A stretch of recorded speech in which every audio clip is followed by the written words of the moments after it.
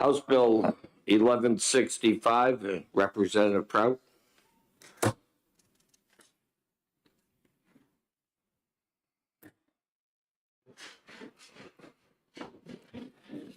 Thank you, Mr. Chairman. I am Andrew Prout, representing Hillsborough County District 37, the towns of Hudson and Pelham. This bill would repeal the Granite State Family Leave Plan that was inserted into House Bill 2, the Budget Trailer Bill, last year. As we all know, the budget process last year included many policy changes, and I disagree with this one. While the program was sold as a voluntary private insurance plan, it is 100% taxpayer funded for the 11,000 state employees covered by it. This cost is not guaranteed to stay within the rosy forecast predicted by its proponents, and the taxpayers will be on the hook for the increased costs when the contract comes up for renewal. Private insurance, similar to this offering, is already available and costs much, much more. But this program will also grant a de facto monopoly status in the private insurance market in the state to the winner of the state RFP. The tax credits available for businesses that opt into this program are only available if they contract through the winner of the state RFP. They cannot self-insure wholly or partially, or work with another insurance company and still take advantage of that tax credit. In the House committee, we heard from the Insurance Commission that he thought the market would still be competitive despite this 50% tax credit. I just can't see how that will be true with that severe a price advantage. It's my belief that this program, as written, will end all competition in the short-term disability and family leave marketplace in New Hampshire. This will also affect county, municipal, and school budgets. You may look at the bill and think that you don't see where it does that, but it should be obvious that an unnegotiated free gift to state government employees will not go unnoticed by county and local government employees.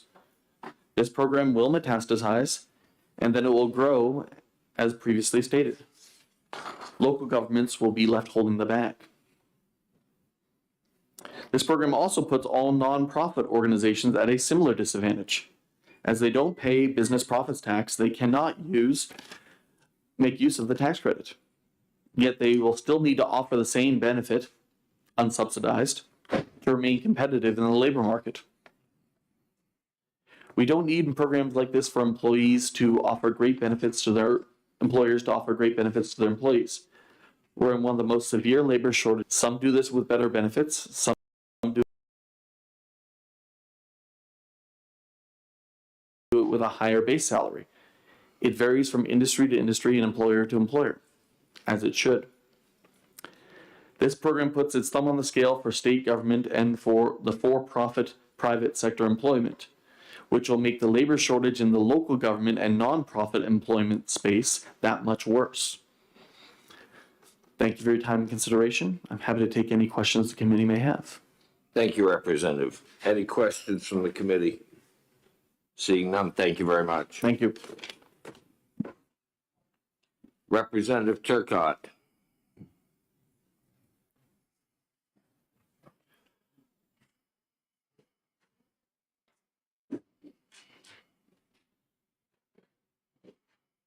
Thank you, Mr. Chairman, members of the committee.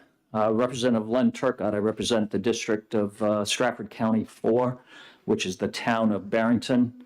I currently sit on the Labor Committee, Finance Committee, Special Committee on Redistricting, and I just happen to be a member of the COC on HB2. I'd like to start off talking about how we got to where we are. The bill that ended up, the Granite State Paid Family Leave Plan, how did that end up where we are? Well, it came over from the governor in the original HB2. I was very involved with getting that removed from HB2 because if we hadn't removed that, the Senate would have never received a budget. That was a dead. That would have made the budget, just like several sessions ago, it would have never come out of the House. We removed it. Finally, we got the budget passed, we sent it over here.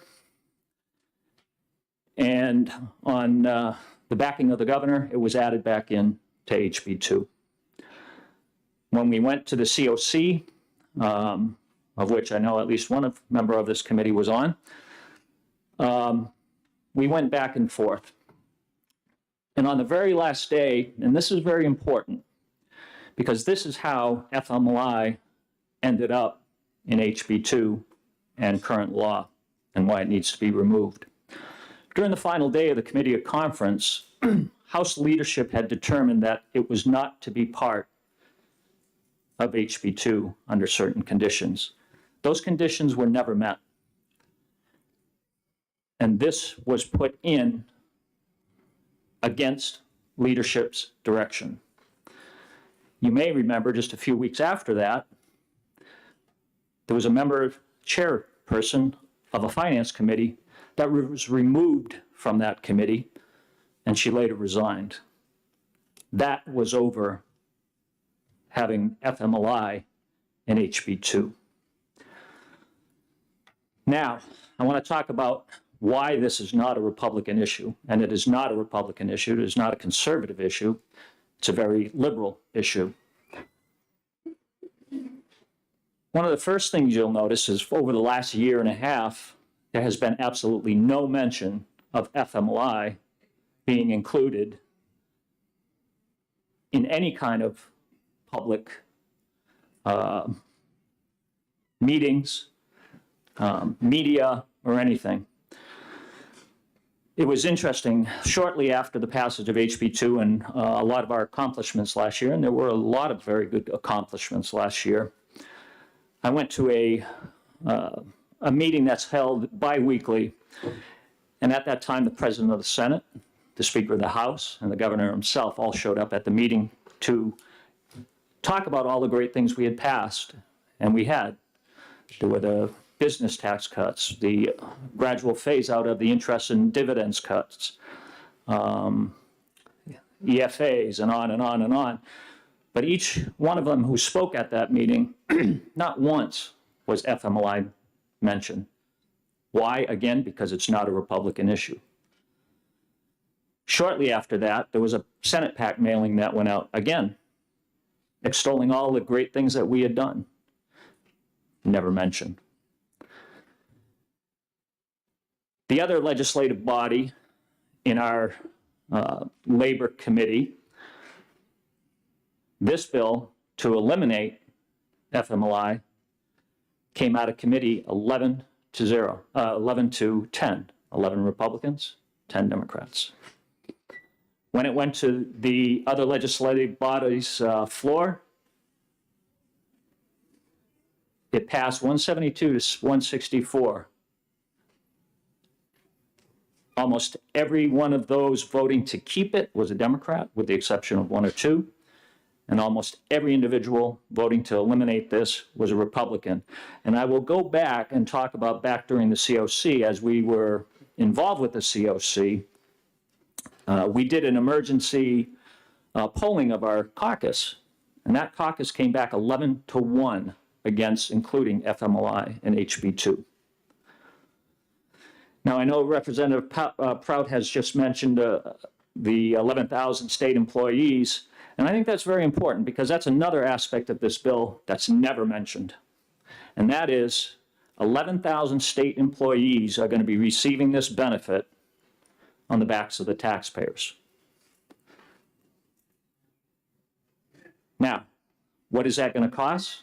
We don't know. We passed this bill without knowing the cost. Now, it's easy to determine because we know the cost of an average state employee. We know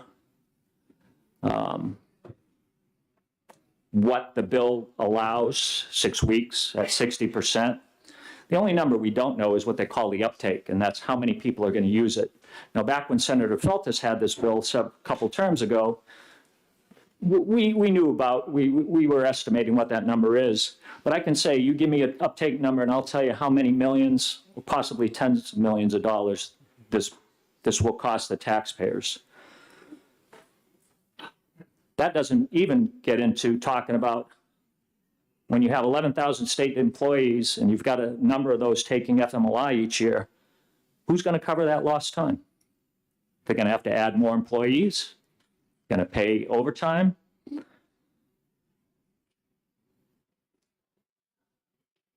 There are also individuals in this room who will be the beneficiaries of this benefit. Some of them may even testify today. In the beginning of this bill, it talks about purpose and policy. And what's interesting is this is nothing more than a cut and paste from the FAIL program that was attempted a few years back when they tried to have it a dual program with Vermont. Vermont backed out of it because simply it was too expensive. And a matter of fact, you can tell it was a cut and paste because there's a place in here it actually talks about the dual program that they forgot to pull out. One of the most interesting things in here, it talks about attracting workers to New Hampshire, and that's just total nonsense. The states who have FMLI now, New York, New Jersey, Connecticut, Illinois, California, are the most heavily taxed states in our country, and they're the states that have the biggest net negative migration. People are not flocking to those states for FMLI, and individuals are not going to flock to New Hampshire for a paid FMLI plan. It also talks about some other purposes and policies that I'm not going to get into.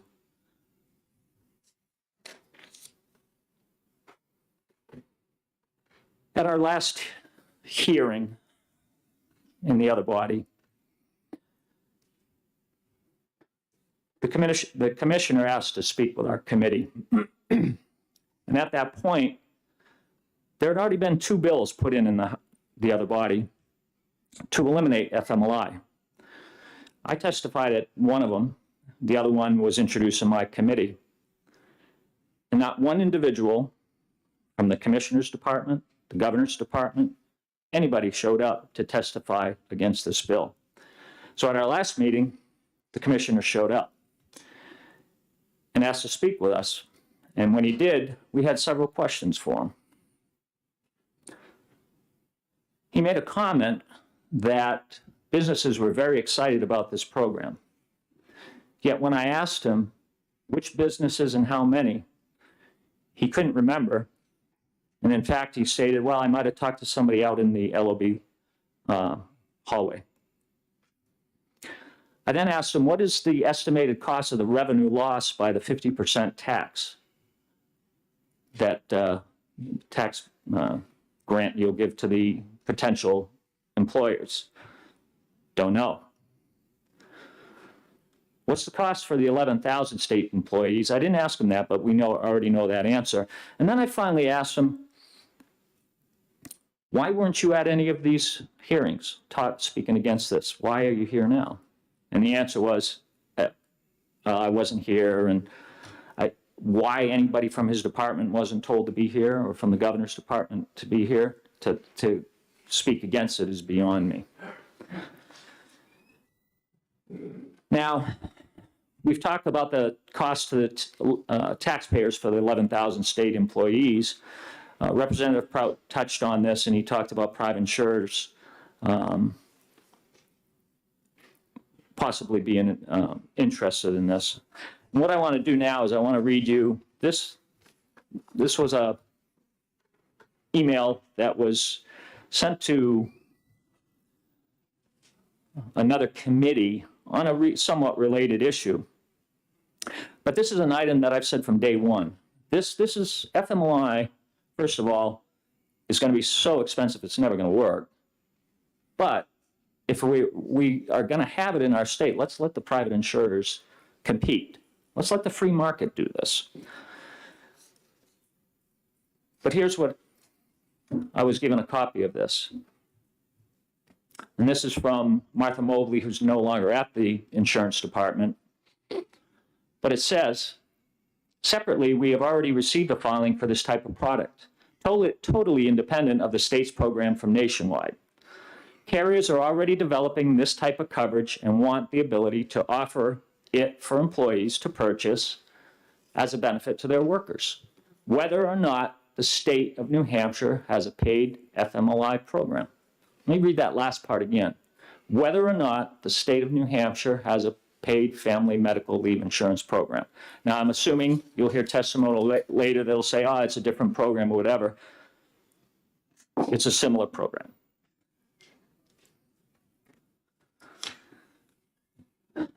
other reason why this is not needed and why private businesses are not going to sign on to this program is our state is already short of employees. Who in their right mind, a private business, is going to sign up for a program that's going to cost them an extremely huge amount of money to incentivize employees not to work? Just doesn't make any sense. So what's going to happen with this? I'll tell you what's going to happen with this. Over time, this is going to become a taxpayer-funded social benefit for the public sector employees. That is what's going to happen with this program. Private employers are not going to be interested in this. As I said, they're not going to pay huge amounts of money to encourage employees to be on the sidelines.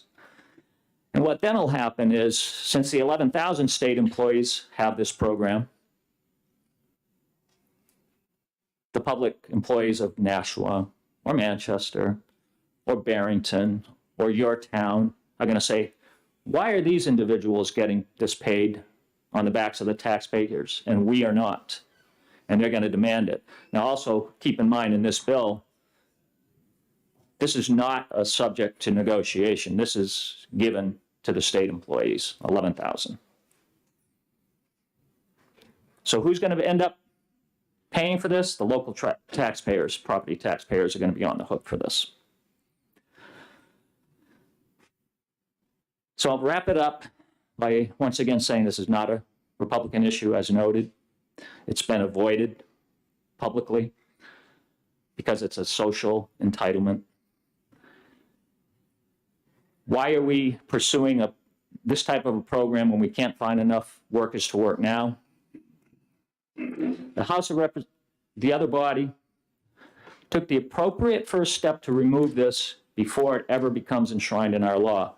This is not an operative program now. It won't be until the beginning of the year. We have the opportunity now to eliminate it before it's put in there.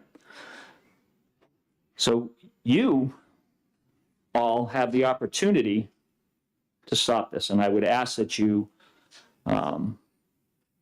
vote in favor of this bill to remove it. I know the governor's already threatened right after the other body came out and said, and we approved it in the House, he came out and said he will be vetoing it. Keep in mind, this bill in the other body was voted almost unanimously by Republicans. There were a few who didn't, to take FMLI out of our books, and all the Democrats voted to keep it in. And with that, I would be happy to take any questions if you have any. Thank you, Representative. Any questions from the committee members? Seeing none, thank you very much. Thank you.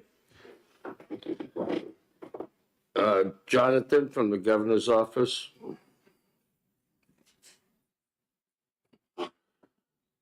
And New Hampshire Insurance Department, do we have a representative? Thank you.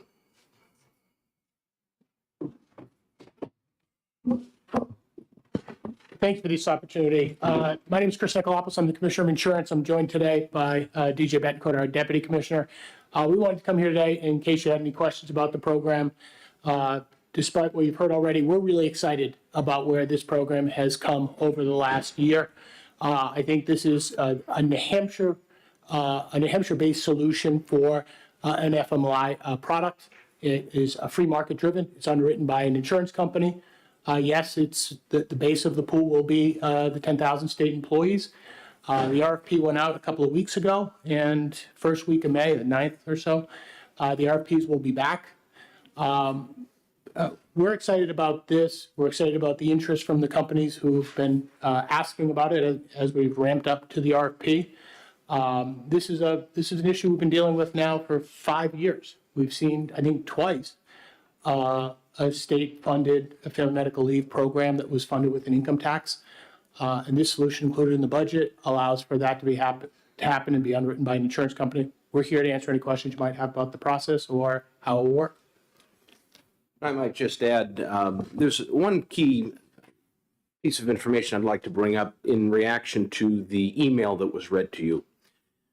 You know, it is true that an elephant and a zebra are both animals, but they're very different animals. And so the product that was being described in that email is a group product with no first-person coverage. The definition of family is narrower, and the benefit design is narrower, which is a very different construct than what you have before you. And I think that that's an important distinction to make. Thank you. Questions? Is this ready to roll out, beginning of the year? Well, the RFP is out. We're waiting for bids back. Hopefully we'll get one or multiple bids on May 9th. And if that happens, it will have a January 1 rollout date. Thank you. Thank you very much for coming today. You sent the, Senator Gannett? thank you, sir. How is the family narrower in your definition, and how is the payout tighter? You briefly mentioned that. The family definition in our statute, in the FMLI statute, is broad. It goes to grandparent and grandchild. I think the part of the coverage that is vastly different is the first person coverage, the coverage for the employee to be out as well as to support their family. And so that's in this group product. And the other thing you need to understand is in that group product, that is not available to individuals who want to opt in and have access to this program on their own.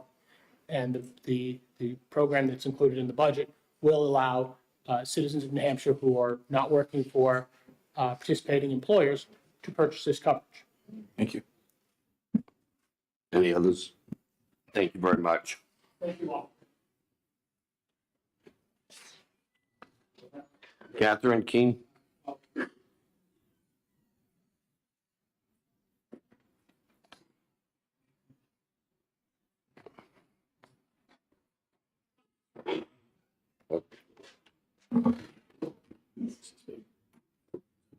I'll get him. Yep. Good morning. Good morning. Good morning. My name is Catherine Keene. I'm the Deputy Commissioner of the Department of Administrative Services, and I'm here with my project co-partner. Good morning, Mr. Chairman. Richard Lavers, Deputy Commissioner at Employment Security. Good to see you. Good to see you.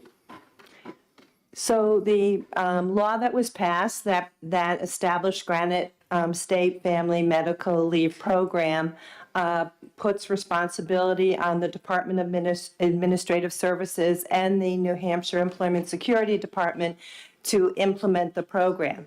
And so Rich and I have been working together with a group of people from DAS, from NHES, from NHID, and even from DOIT to implement the plan. As Commissioner Nicolopoulos said, we have RFPs out on the street right now, and they are to meet our legal responsibility to go out to bid for a carrier. There was a deadline in the law that we released the RFP by March 31 of this year. We beat it by a couple of days, and also to release an outreach and marketing RFP to promote the plan to employers. So we are working very diligently to meet our statutory responsibility to implement the law and to make the program available for purchase on January 1 of 2023. And I would just add to what Deputy Commissioner Keene has described. So there's been a lot of work done across all of these departments and putting out a very comprehensive and thoughtful RFP, looking to work with an insurance carrier to deliver the product as was described in the statute that was part of HB2. And the way that employment security comes to this program and our role within state government, we are really the state's workforce agency. We provided a lot of support to folks that were unable to work during the pandemic, having supported about 175,000 people over the course of 2 years with the unemployment program. But right now, it's about getting people back to work. We continue to see great numbers. New Hampshire private sector employment outpaces the region. outpaces the country. We'll have March numbers released later on this morning, which will continue to show a very positive trend.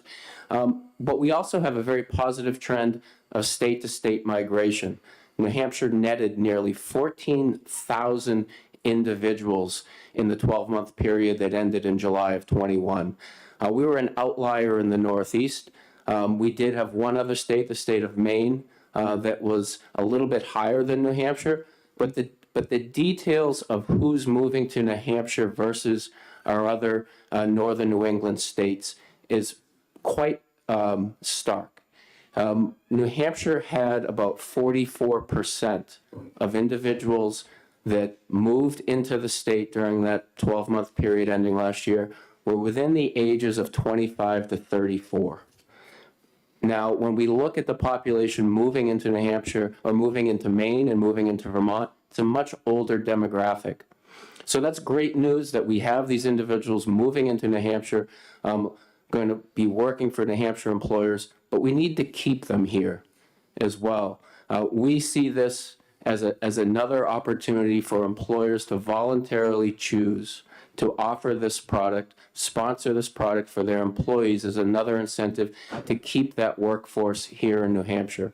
Now, every HR professional that we talk with are very excited about this product. They're very excited about the way that it has been structured, so that to the extent they want to keep in place programs and benefits that they currently have, they can do that. But they're able to bring in these additional products to the extent they want to.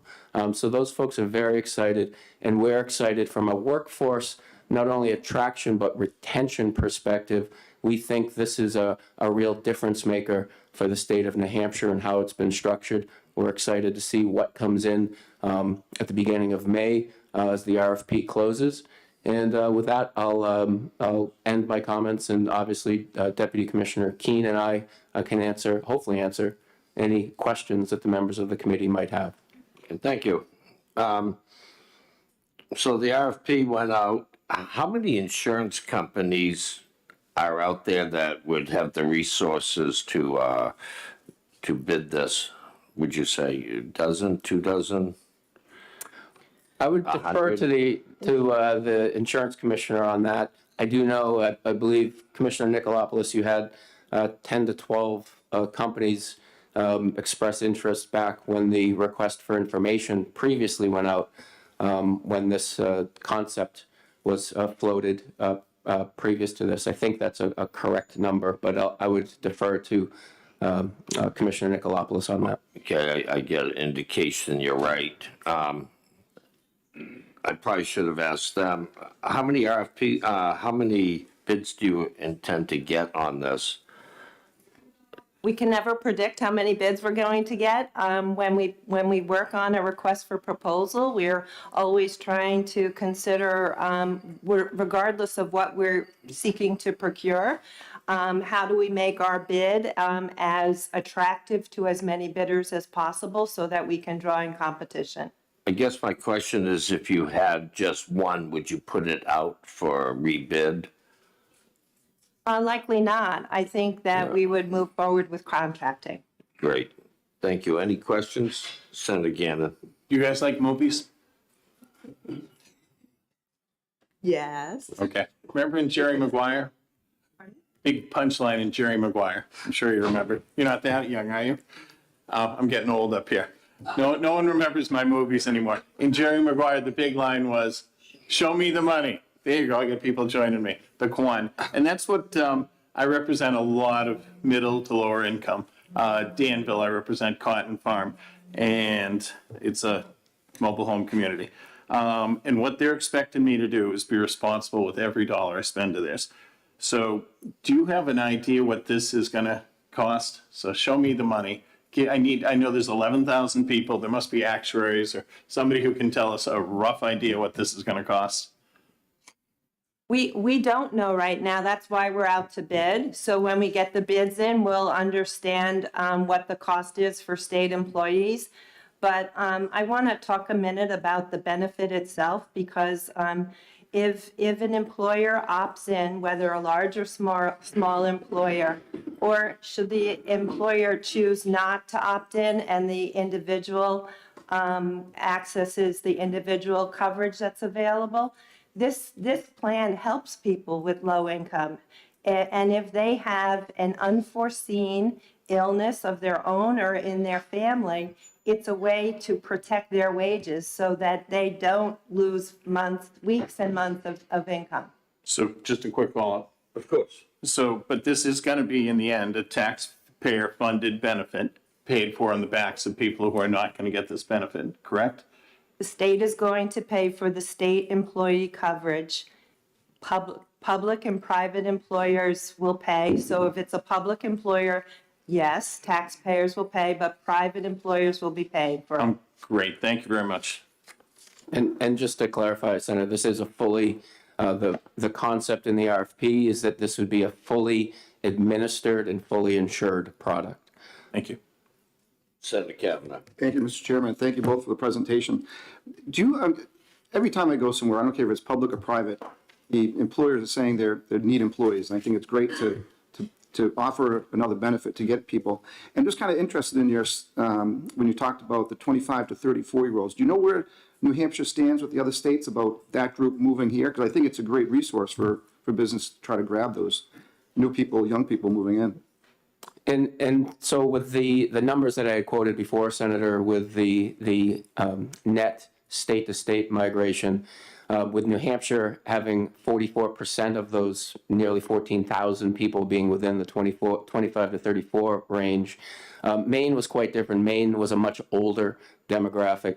Vermont was a much older demographic. So you see a lot of people that are fleeing density following as a result of the pandemic. We see that out west as well. You saw big net gains in states like Montana, in the Dakotas, people fleeing California for getting away from density. So here in the Northeast, what we've seen is New Hampshire has been the beneficiary of that with people fleeing density, and it's a much younger group when you look at the age ranges of those people, much younger than what Vermont experienced and what Maine experienced. And then the rest of New England and the Northeast did not have gains nearly the same as what the three northern New England states did.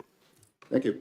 Thank you. So, Senator Gannon. So if you can just humor me again, we're going to pass, we've already passed a bill for 11,000 people, not knowing what the costs are going to be. And when we're going, you don't even, when the RFP comes back in, you don't really have a ballpark figure whether it's good or bad. When I do a bid, I sell stage curtains. I have a ballpark price when I walk in and I say how much it's going to cost. I don't just ever present something without having any concept. So I'm kind of mad at myself for passing this last year, blindly going into paying for 11,000 people getting insurance, not knowing what it's going to cost my taxpayers. Anyways. But we have the beauty of a competitive process is that it's competitive, right? And those insurance carriers that are looking at this program and interested in it, they know that other insurance carriers are also interested in it. So that really influences how someone bids a product. So competition is key. And again, when we look at the risk to the state, this is a fully insured product, a fully administered product by the carrier. So we're not looking to create a new state department to administer this program. We're relying upon the expertise in the insurance industry to deliver an insurance product. I'm all set. Thank you. Thank you very much for coming today. Thank you. Mark, can you bring me the updated list? Representative Edwards, did you want to speak?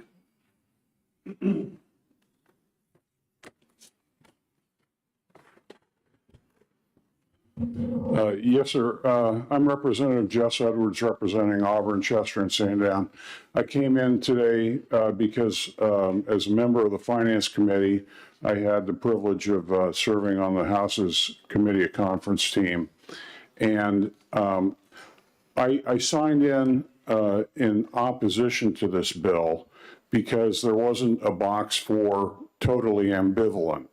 I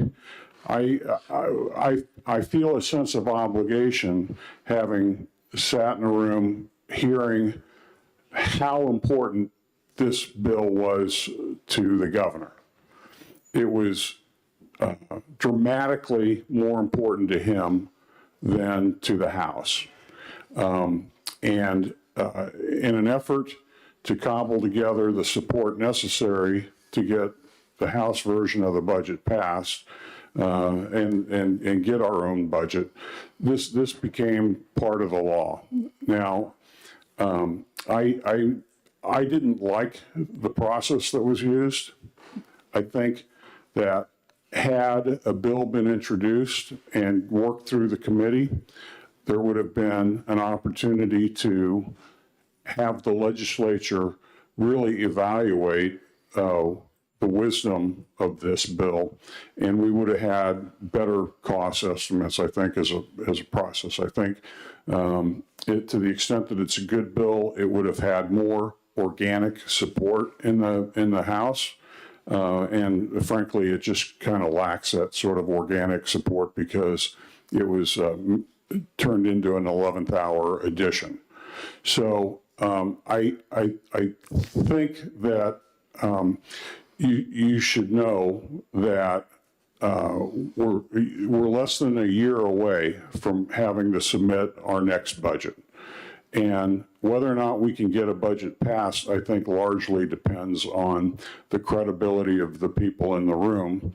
And because this bill became part of a set of like 3 or 4 commitments that formed like a tripod upon which we could build the capacity to get the votes we needed, I'm obligated to defend what we did in HB2, and I'm obligated to say that I can't support this bill, but if you were to support this bill, I would be ambivalent, officially ambivalent.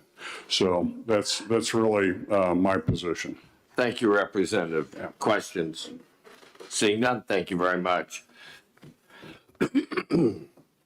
That's all I have on the list of those wishing to speak. Anyone else here wishing to speak on this, on House Bill 1165?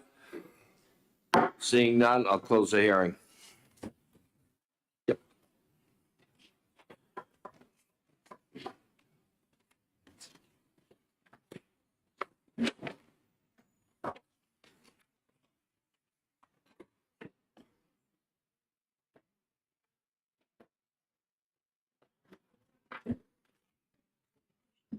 Good, thank you. Hey, Mark, want to pass these?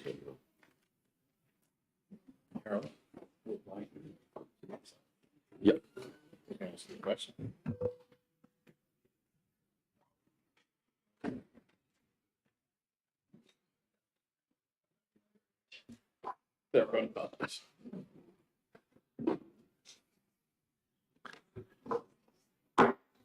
I'll now open House Bill, hearing on House Bill 1503 FN, and the prime sponsor, Representative Munn. Good morning. Good morning. Good morning, Mr. Chair and members of the committee. For the record, my name is Keith Ammon. I represent New Boston, Mount Vernon, Milford, and Hollis. And full disclosure, I do own some controllable electronic records in the form of digital tokens.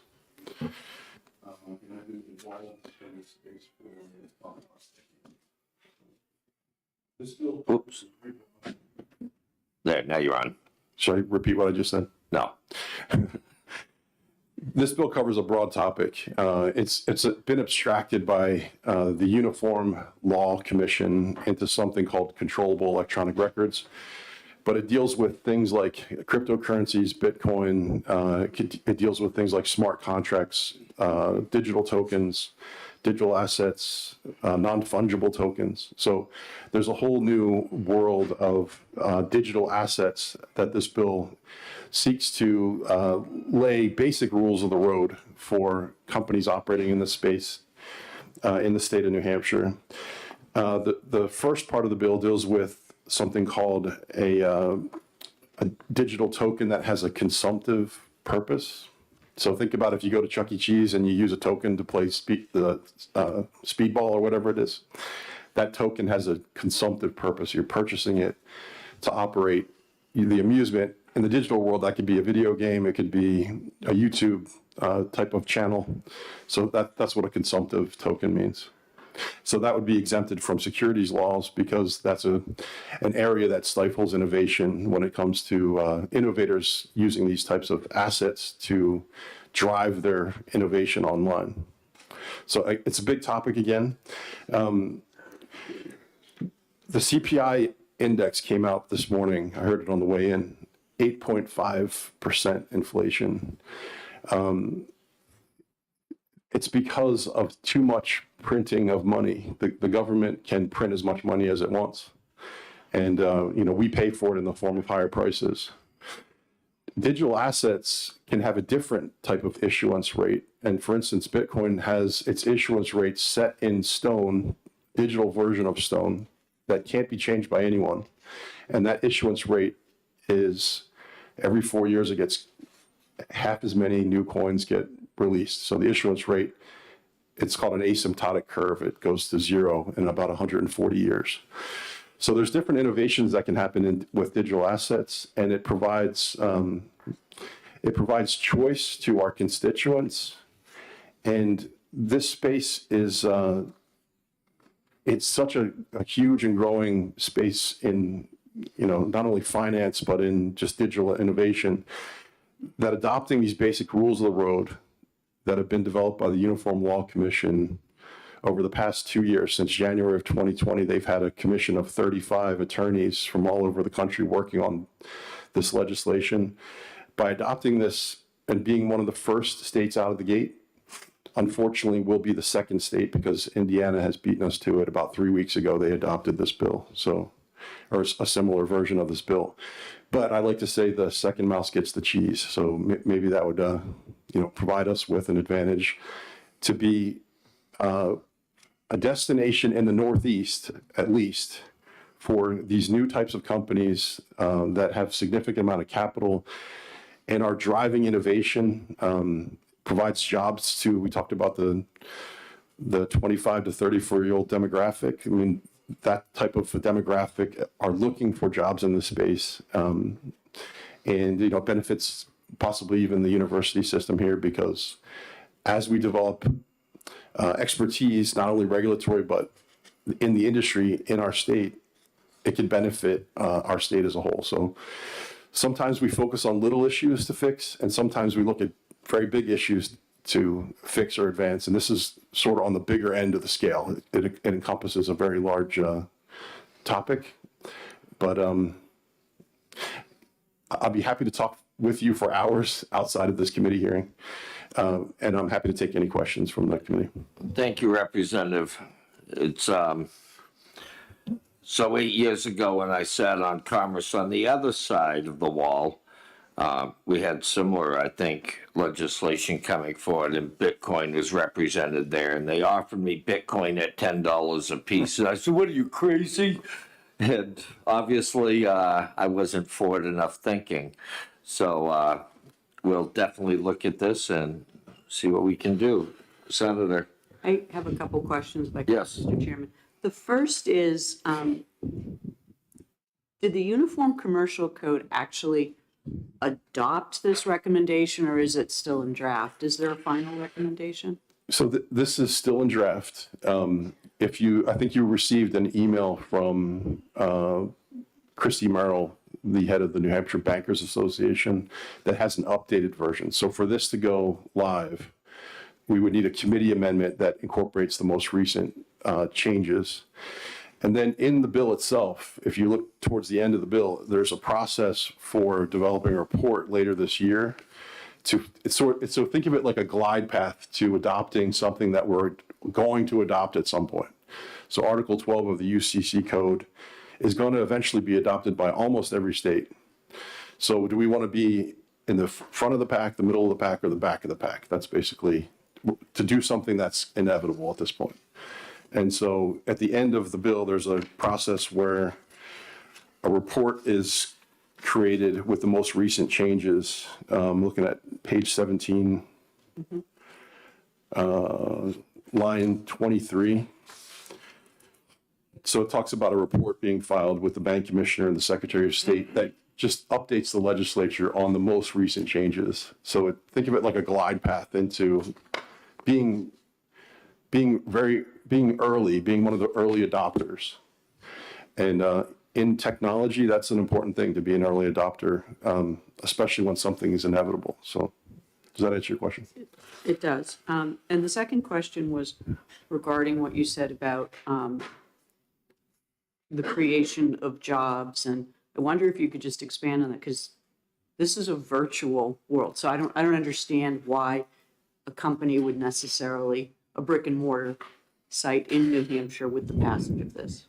Could you just explain? Yeah, so you probably heard of companies like Google or Netscape or, big IT companies that are worth billions of dollars, and they might not necessarily have a storefront, but they're virtual on the internet, which is where a lot of job creation is happening. So, just local examples, we know that Dine had a big company headquarters in Manchester. They got bought by Oracle, right? So Dine, what did they do? They provided services to protect company from denial of service attacks.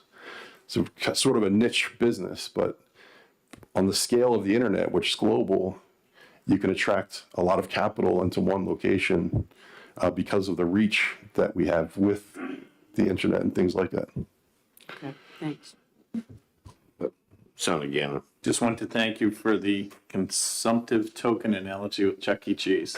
I understood that. That was good. Keep So it simple. Keep it at that level and I'll be good. Thank you. Oh, thank you. And so, just if I could have a closing remark, controllable electronic records, that's the UCC's term. It's an abstraction from that. It's an umbrella term that covers lots of different things. But this space can cover all kinds of things where you prove your ownership over not only virtual property, but physical property. So eventually the title of your house, the title of your car, options on property, right? Those things can all be programmed into smart contracts. And you're proving it with your ability to control those records. This deals with third-party companies that you would hand over your records to. It provides rules of the road for them to custody it, prove ownership, and prove like perfection of the security. So with that, thank you. Great, thank you. Representative Edwards.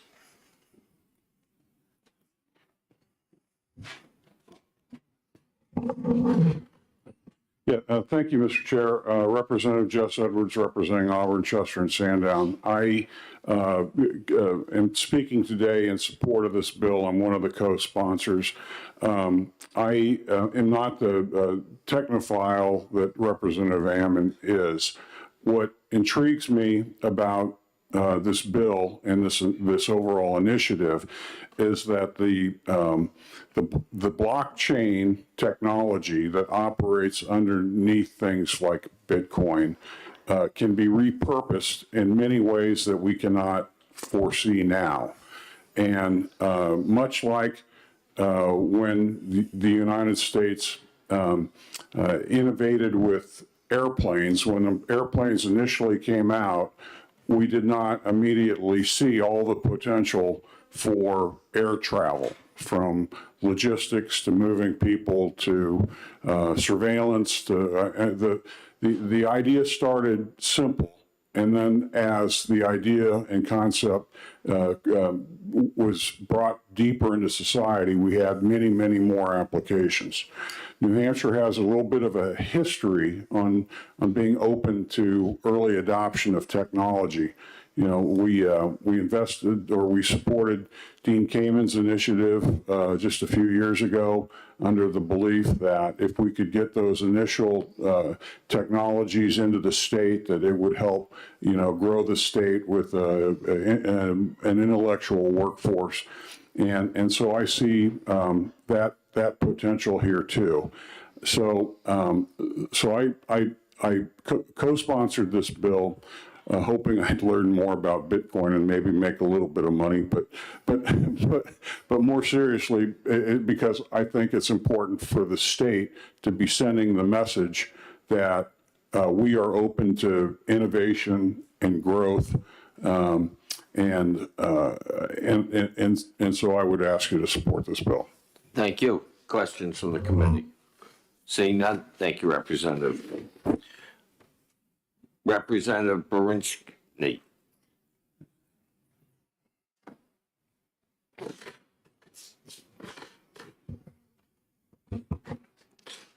Chairman French, members of the Senate Commerce, thank you for the opportunity to testify on HB 1503. My name is Lex Bertney. I represent Grafton District 9. I'm a co-sponsor on this bill, and I've been a professional software developer for the past 2 decades.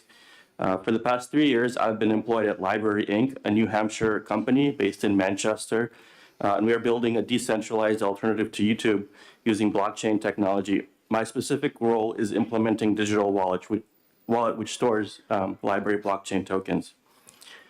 Our platform has 40 million unique users per month from around the world, viewing a catalog of 15 million videos uploaded by 1 million creators. Today, Library is the biggest decentralized alternative to YouTube. The 15 million videos on our platform are recorded on the Library blockchain.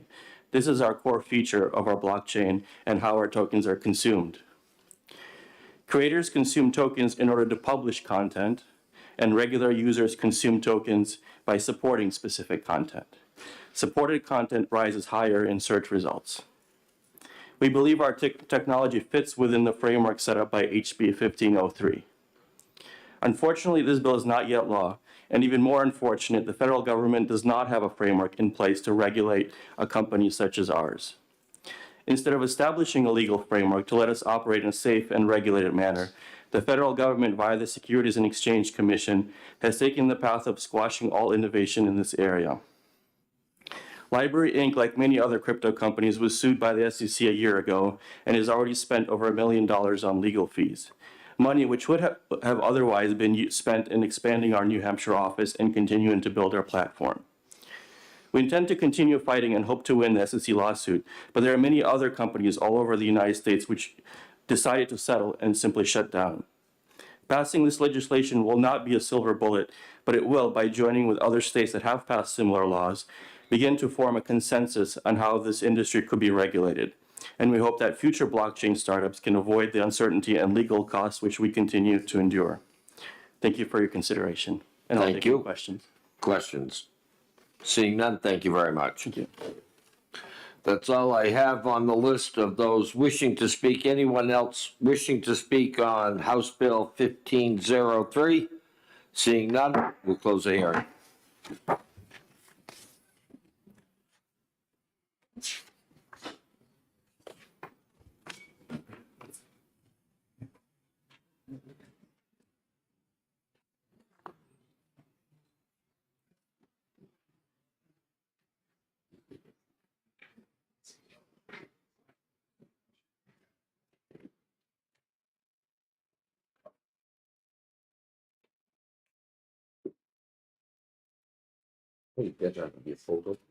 Yeah, good.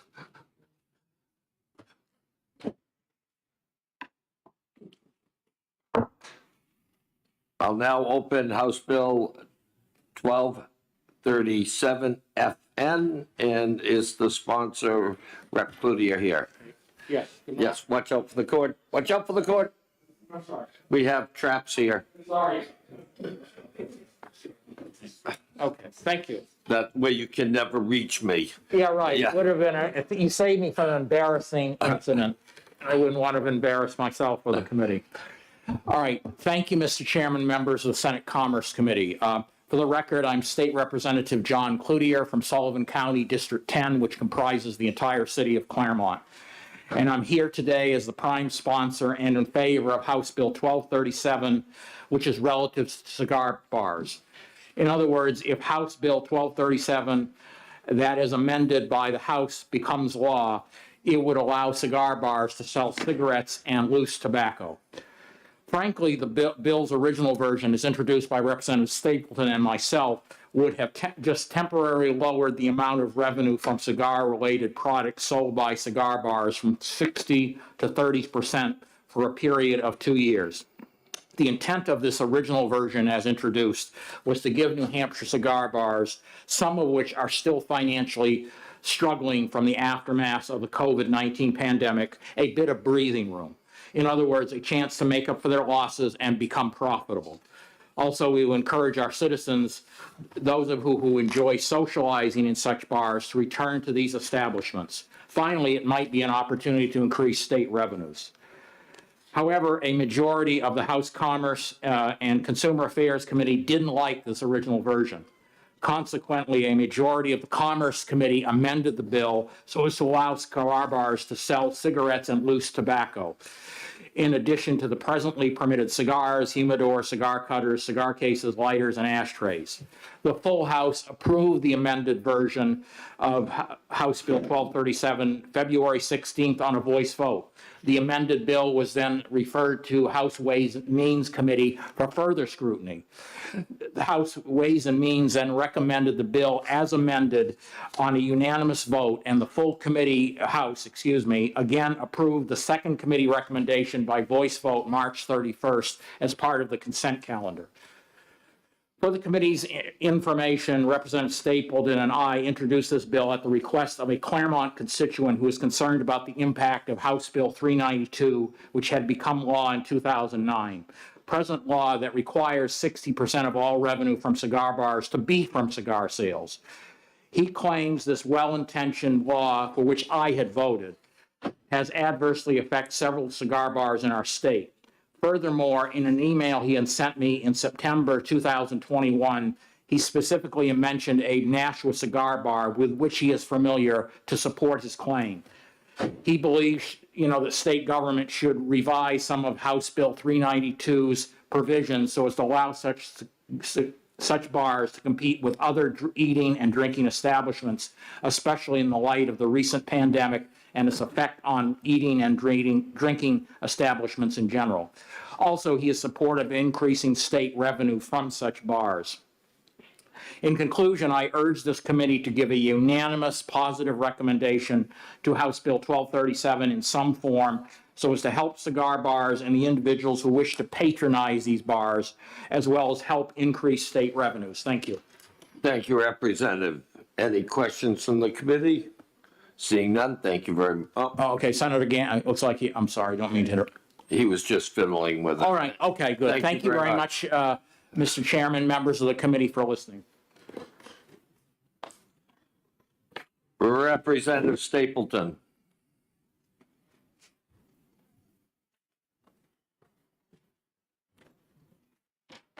Good morning. Good morning, Mr. Chair. Thank you, members of the committee. I'm Walt Stapleton, New Hampshire House Rep, Claremont Ward 3, Sullivan County, District 5. I am a co-sponsor of 1237, as Representative Cloutier has just mentioned. And I bring to you a suggestion to improve 1237 with an amendment, very simply, dealing with the percentage that qualifies a cigar bar for being in compliance with the law. We worked on this and had several sessions in the House, and originally a bill was introduced for a 30% qualification factor, being 30% of cigars and some tobacco, but not cigarettes and not loose tobacco, as opposed to the 60%. The department has testified there are about 16 permitted cigar bars, which include cigar and hookah bars. Out of those 16, there was a couple that were having difficulty attaining the percentage of qualification, probably due to the COVID pandemic and the reduction of people attending social outdoor restaurant and so forth establishments. So my amendment simply tries to give an advantage to those that are on the line having trouble or having difficulty with the department in qualifying by making it a 45% qualification factor is a go-between between the 60 now standing in the law and the 30 that was originally introduced but was recognized as too low.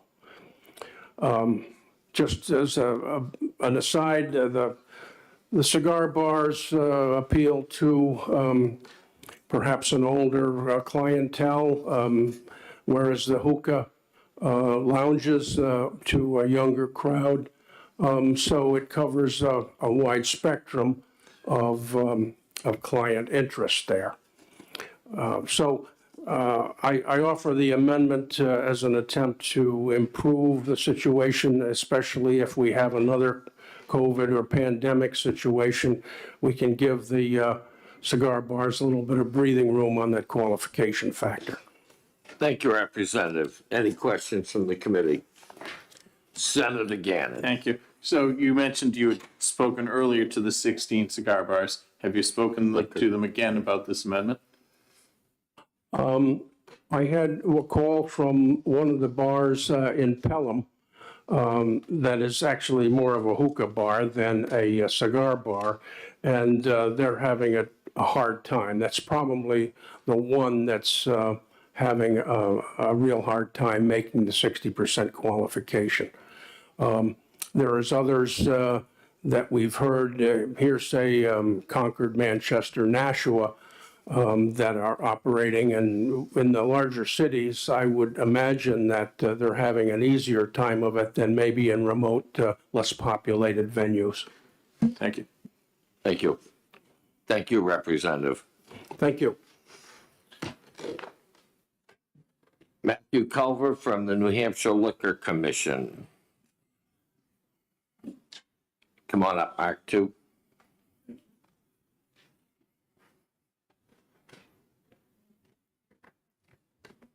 Sorry about that, Mr. Chairman. No problem. Glad to have you both here. Good morning. For the record, my name is Mark Armaganian. I'm the Director-in-Chief of New Hampshire Liquor Commission's Division of Enforcement and Licensing. With me today is Lieutenant Matt Culver, who actually oversees licensing for us. We were not aware of this amendment as it's presented today. So Matt will be able to give a lot of insight to percentages and who is affected and who isn't affected by this. Thank you. Thank you. Good morning, Mr. Chairman, committee member. My name is Matthew Culver. I'm a lieutenant for the Administrative Services in the New Hampshire Liquor Commission Division of Enforcement and Licensing.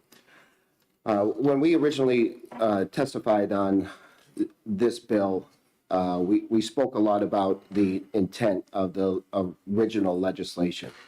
The original legislation was for retail cigar retailers to be able to provide alcohol to their patronage. So the idea was for a purely retail cigar place that sold mainly cigar products to be able to provide their patronage with a beverage or a drink as they entered the establishment. Over the last couple of years, we've seen a high number of licensee applicants who are finding this license type attractive because it reduces the amount of other restrictions on the license. Namely, they don't have to have food. They're prohibited from selling food in their establishment. So this takes away all of the commercial kitchens, all of the requirements for providing food. So when this happened, we started closely monitoring the licensees and assisting them with the compliance with the 60%. And we found a close correlation that the licensee applicants who were then applying for this license type were not utilizing the license for which it was intended. So reducing the amount of the requirement from the 60% of cigar-related products, they were finding it very difficult to maintain that. They had a very limited number of cigars in their location. They were essentially trying to run nightclubs, which is clearly not the intent of the legislation on this. So we were opposed to the 30% or the reduction to 30% because we have the data to support that it was going to increase the number of licensees that were utilizing the license type for which it was not intended. When the House amended it to include further include the tobacco-related products to include loose tobacco and cigarettes, that was a reasonable solution presented to further the revenue possibilities for that license type. Again, as the chief had said, we were not aware of this amendment, and I think we're in the same position as we were originally, as it was initially opposed or proposed by the House. I'd be happy to answer any questions that you might have. Thank you. Also, when it comes to this license type, I think it's been obvious in the last 5 years with the present day administration that we are very aware of what restrictions or what COVID has levied on our licensees, the strain that is put on them. One thing that Matt's group has done, and I'll speak on his behalf because he's humble about it, is they've gone extremely out of their way from takeout, extended services, extended areas, gone out of their way to help the licensees. And I'm sure many of you have spoken to licensees in your area to help them open up to create at least a glimpse of the revenue that they used to bring in. We're a partner. We're not the big bad wolf. And time again, there have been examples. We have testified in front of your committee and many others. There have been examples of us doing this. What this bill does, as Matt said, is that this bill now creates an avenue for a licensee or a prospective licensee to get into a license type that they were not intended to be in. And we have helped some of these or attempted to help some of these licensees get into the right license type, but they're refusing to do it. And we're not doing it, again, as an entity that's trying to hold them down. We're just trying to do it in the interest of industry and public safety. And again, that I know this committee knows that has been our platform for the last 5 years. And we will do so as long as this administration lasts together. So when we see this amendment now dropping the percentages down to 45%, the original concession of bringing in cigarettes, loose tobacco, will definitely assist them in the ratios a great deal. But when we start doing that and dropping the percentages, they are in a totally different license type and belong in that different license type. So I haven't been, you want to go first? You may, Mr. Chairman. No. I just didn't know if you'd seen. Yeah, that's just, thanks. I haven't been into a cigar bar, but what's an average price of a cigar there? Do you know it? Do you ever notice? Is it like $10? Is it? So it's $10, say, and the average price of a drink, a mixed drink, would be Go ahead. It could be $7. I was going to say 8 to 10. 8. Okay, so 8. So they're at that point, if they have one cigar, one drink, they're at the maximum they can serve, correct? Because you can't. I smoke. I couldn't sit there and smoke 2 cigars one after another so I could have a second drink. So this would prohibit them from having, the way the law is written now, you could have 1 cigar and 1 drink and you might stay within these percentages. So if we were to make it different, do you think maybe then they could have 2 drinks and 1 cigar? The loose tobacco, thank you for your question and comments, Mr. Chairman. The loose tobacco portion of it will get you where you want to get. We constantly are reminding people that this is a cigar establishment that has been given the luxury or privilege to sell a drink with that, not an alcohol establishment that is selling tobacco. Yeah. So to have that 1 or 2 drinks, I go to these establishments myself. So I understand totally where you are, but these are turning into nightclubs. They're turning into straight up bars. Yeah. With no food, which creates a huge danger to the community and the industry. Thank you. Thank you. Senator. I had 2 questions as well. If I'm looking at the language of the amendment, and I know that you just received it, if you change the percentage, and add cigarettes and loose tobacco, couldn't you end up with someone that doesn't sell any cigars, but that meets the threshold of the sale of just selling cigarettes? Yes, thank you for your question, Senator. You could. You could. There are a lot of unknowns with, pricing and everything else, because we have moving pricing with alcohol, we have moving pricing with cigars. There are very high end in both areas, and moderate, medium end stuff in the same area. So yes, you could. The answer to your question is yes, you could end up not selling cigars and still making your ratios. Okay. And then the second question was, and first, my understanding, having spoken to a few people that do sell cigars, is that the commission was very accommodating in allowing for curbside pickup and retail during the pandemic so that their sales weren't suffering nearly as much. But has anyone from the industry in the House testified that this is needed? I've spoken to Curtis, who I don't know if he's going to testify or not, but I probably just reeled him in. Yeah, you did. He just ducked Just looking down. up, brother. Way down, Mark.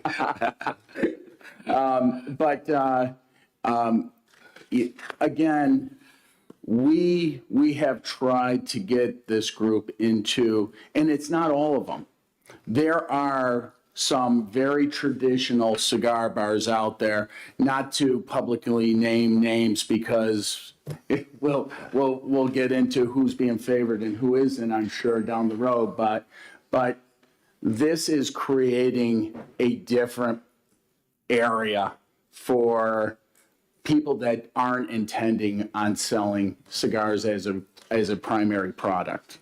Well, that was, if I could, Mr. Well, that was the reason for the question. If this is a cigar bar license and the cigar bars aren't here advocating for then who are we making the change for? Which goes back to my first question, people that just want to sell cigarettes and drinks? I mean. The original amendment, bringing loose tobacco in, does a decent job of creating what, Mr. Chairman, what you just brought up.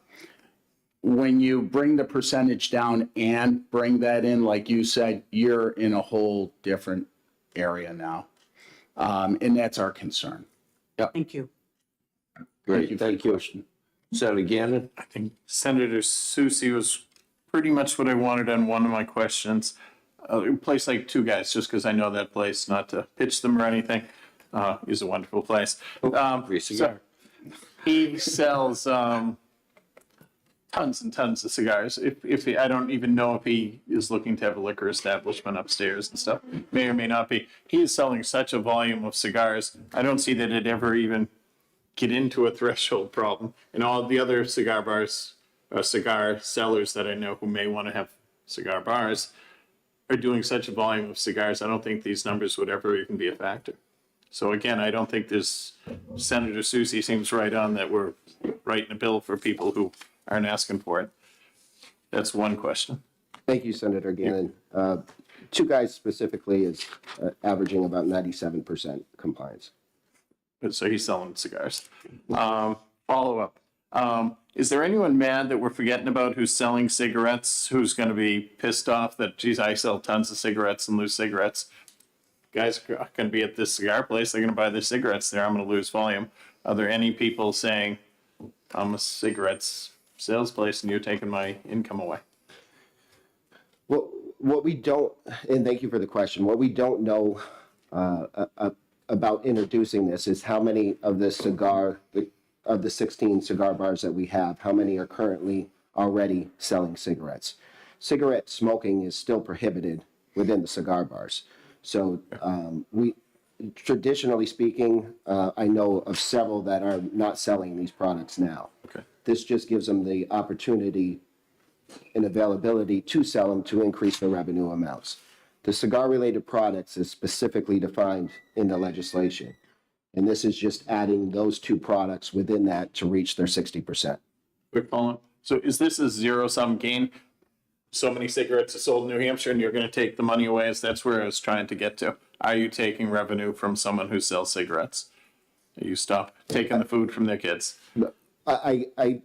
Yes, I guess that would be, if, So like if two more, guys, if more follow- people, I'm sorry. Two guys smoke shop can then sell cartons of, can they right now sell cartons and cartons of cigarettes? Or any establishment like that? Yes, because each cigar bar also holds a retail tobacco license with that. So they are able to do that. It's just that sale currently does not go towards their 60% requirement. I get it now. Thank you. All set? Thank you very much. Thank you. That's all I have on the list for speakers for House Bill 1237 FN. Anyone else wishing to speak on this matter? Seeing none, we'll close the hearing. Anyone here for the bank bill? Just think they were here to see you.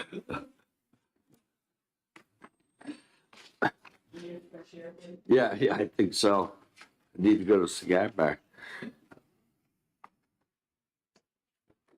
Oh.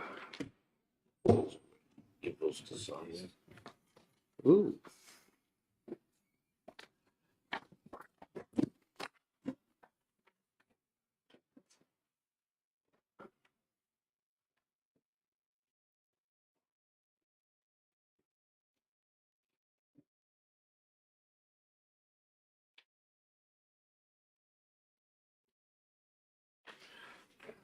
I'll open the hearing on House Bill 1469. Representative Burnaby.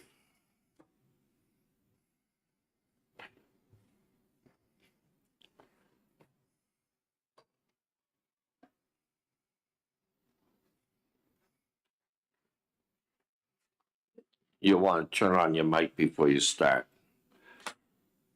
Thank you. Thank you, Senator French and committee. I am Representative J.D. Bernardi. I represent Southampton, East Kingston, and Kensington, and Rockingham District 16, and I sit on the House Science Technology Committee. Thank you for the opportunity to introduce House Bill 1469. This bill basically addresses two important principles. How will we be governed? Will we be ruled by self-anointed financial elites, or will we be governed by elected representatives from our citizenry? Number two, will we retain our individual liberty, or will the principles of ordered liberty found in the Declaration of Independence, the New Hampshire and the U.S. Constitutions set the boundaries for our lives, or will we be forced to bend our knee to our financial betters? Now, what is causing these choices? How can this be happening? Major banks, insurance companies, financial service companies, and businesses have agreed on a set of metrics that they are starting to use and have pledged to continue to use and roll out in making business and financial decisions. These were created by or with the assistance of the Business Roundtable and the World Economic Forum. That's a group of Davos elites. They established 21 core metrics and 34 expanded metrics, commonly called ESG scores, environmental, social, and governance scores. The ESG metrics have been adopted by more than 3,000 signatories of the Principles of Responsible Investment Group, controlling over $100 trillion in assets. The largest stock index managers, BlackRock, Vanguard, State Street, have fully adopted the ESG metrics and control 25% of the votes in 500 S&P companies. Bank of America, Citibank, JP Morgan Chase, Morgan Stanley, Goldman Sachs, and Wells Fargo all are major banks that have adopted these ESG metrics. The Glasgow Financial Alliance for Net Zero includes 450 financial firms with greater than $130 trillion in assets, totally focused on net zero carbon by 2050. The bottom line is these financial institutions have weaponized a simple 30-year-old investment tool that was the method for socially conscious investing and turned it into a mechanism for economic coercion, similar to how China has used social credit scores against its citizens. As I indicated, these methods are starting to be used now and will continue to be rolled out. A few examples may be helpful. ExxonMobil was forced to put 3 radical environmentalists on their board of directors because BlackRock owned 20% of the voting stock and can make it happen. MasterCard recently introduced a new credit card that cuts off your ability to purchase gasoline when you've reached a predefined limit. When filing this bill, I received information from about two banks in New Hampshire that issued adverse decisions regarding firearms. The Sandown Republican Committee desired to place its funds in a local bank and was turned down because the Republican Party is on the wrong side of gun control. Additionally, a representative sent me a email note about her husband wanting to make a firearm purchase, a fairly expensive one, and was denied, again, because of gun control issues. And finally, 2 weeks ago, the Securities Exchange Commission implemented new rules requiring extensive reporting on all the greenhouse gases that the company emits, its customers emit, and its suppliers emit. Now, what does this bill do to stop this behavior? Essentially, this bill prohibits discrimination by banks or businesses against companies and individuals based on their ideological, philosophical, or political views and opinions. That's just a higher level way of saying ESG scores. Essentially, financial decisions must be made on financial criteria alone. We've discussed this bill with several senators since its passage by the other body. One concern that was relayed to us is there may be legitimate business criteria for a financial decision that could be precluded by adopting this bill. So we have designed an amendment to deal with this, indicating that predefined legitimate criteria used with respect to any individual or someone similarly situated, and for which a corrective action is fully articulated, would be a legitimate business reason and not subject to action under this bill. Additionally, the amendment that we are considering has expanded the bill to include the insurance companies and the financial service institutions, which we left out of the original bill. When the bill was filed, we were first in the nation. And I know Senator Bradley was concerned about being too early on this. However, it has been picked up and is moving forward in Arizona, Kansas, Louisiana, Oklahoma, South Carolina, and Wyoming. So the ultimate question is, do you believe that the big banks, insurance companies, and financial service companies created their alliances, promoted their interests, and signed on to these metrics for no real purpose? Or will they continue to roll them out and coerce compliance to their worldview? I ask you to please protect New Hampshire citizens and businesses, even New Hampshire's local community banks, credit unions, and savings and loans from institutional coercion. Protect our liberty and keep New Hampshire governed by elected representative government. Thank you, and I'm open for any questions. Thank you, Representative. Questions? Senator Gannon. I probably need to know more than the others, so that's why they don't ask as many questions. So my learning curve may be higher. So I'm struggling with a few things because I do appreciate the bank's position and I appreciate yours, and I'm trying to weigh the two. So what about the argument that you're interfering with the free market? I'm a bank and Gannon's bank. Sounds good to me. But, and I don't want to deal with marijuana. Maybe it's my philosophical reasons. Maybe it's because it's still federally illegal. For whatever reason, I don't want to do, well, let's say it even is legal here. I don't want to deal with it. I think it's bad for the state, bad for the youth. So are you going to then sue me because I won't give those people a loan? Because I'm discriminating against something they're doing? Or is it a free market and I can decide as Gannon Bank?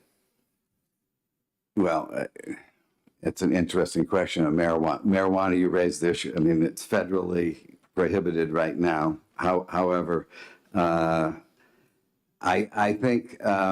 Should it be legalized then? We'll just go hypothetically there. It's legalized, but I don't want to sell it. I don't want to deal with money, their money. I don't like it. Can I say no in a free market? So in the amendment I discussed, I said the issue is, are you denying the loan for any of those articulated reasons that are listed in the bill? If you are, then you potentially have a violation. It may not be a violation if those are necessary for a legitimate business reason. So I would say we're still maintaining a free market, and you're just not allowed to discriminate for those kinds of reasons. Follow? So I have a mission statement here at Gannon Bank. I promote the betterment of the people of New Hampshire, and I feel that legalization might be bad. This is a hypothetical. And I just don't want to get involved with that. I don't want to give you the loan. I don't think it's good. So maybe under your theory, I'm discriminating against you because you have a right to do the activity. But I, as the bank now, you're saying I don't have a free market to limit who I deal with. Well, so the enforcement in this law is by the consumer protection provisions and the banking law provisions, and so that may become a case that has to be litigated. It seems to me that's a very interesting fine line, but most of these issues are not that kind of a case. Can I ask?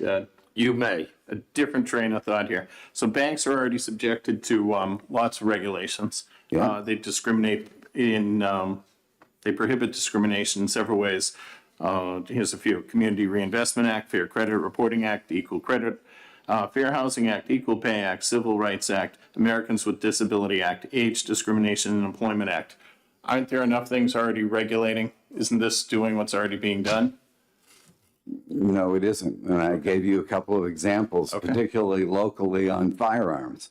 None of those particular provisions would have covered that at all. Okay, I think I'm good. Further questions? Seeing none, thank you, Representative. Thank you, committee. There's a representative from got him. Heartland Institute here who has to take a flight. I don't know if you can put her up towards the top. Who's that now? It's Betty Grandy. Betty Grandy?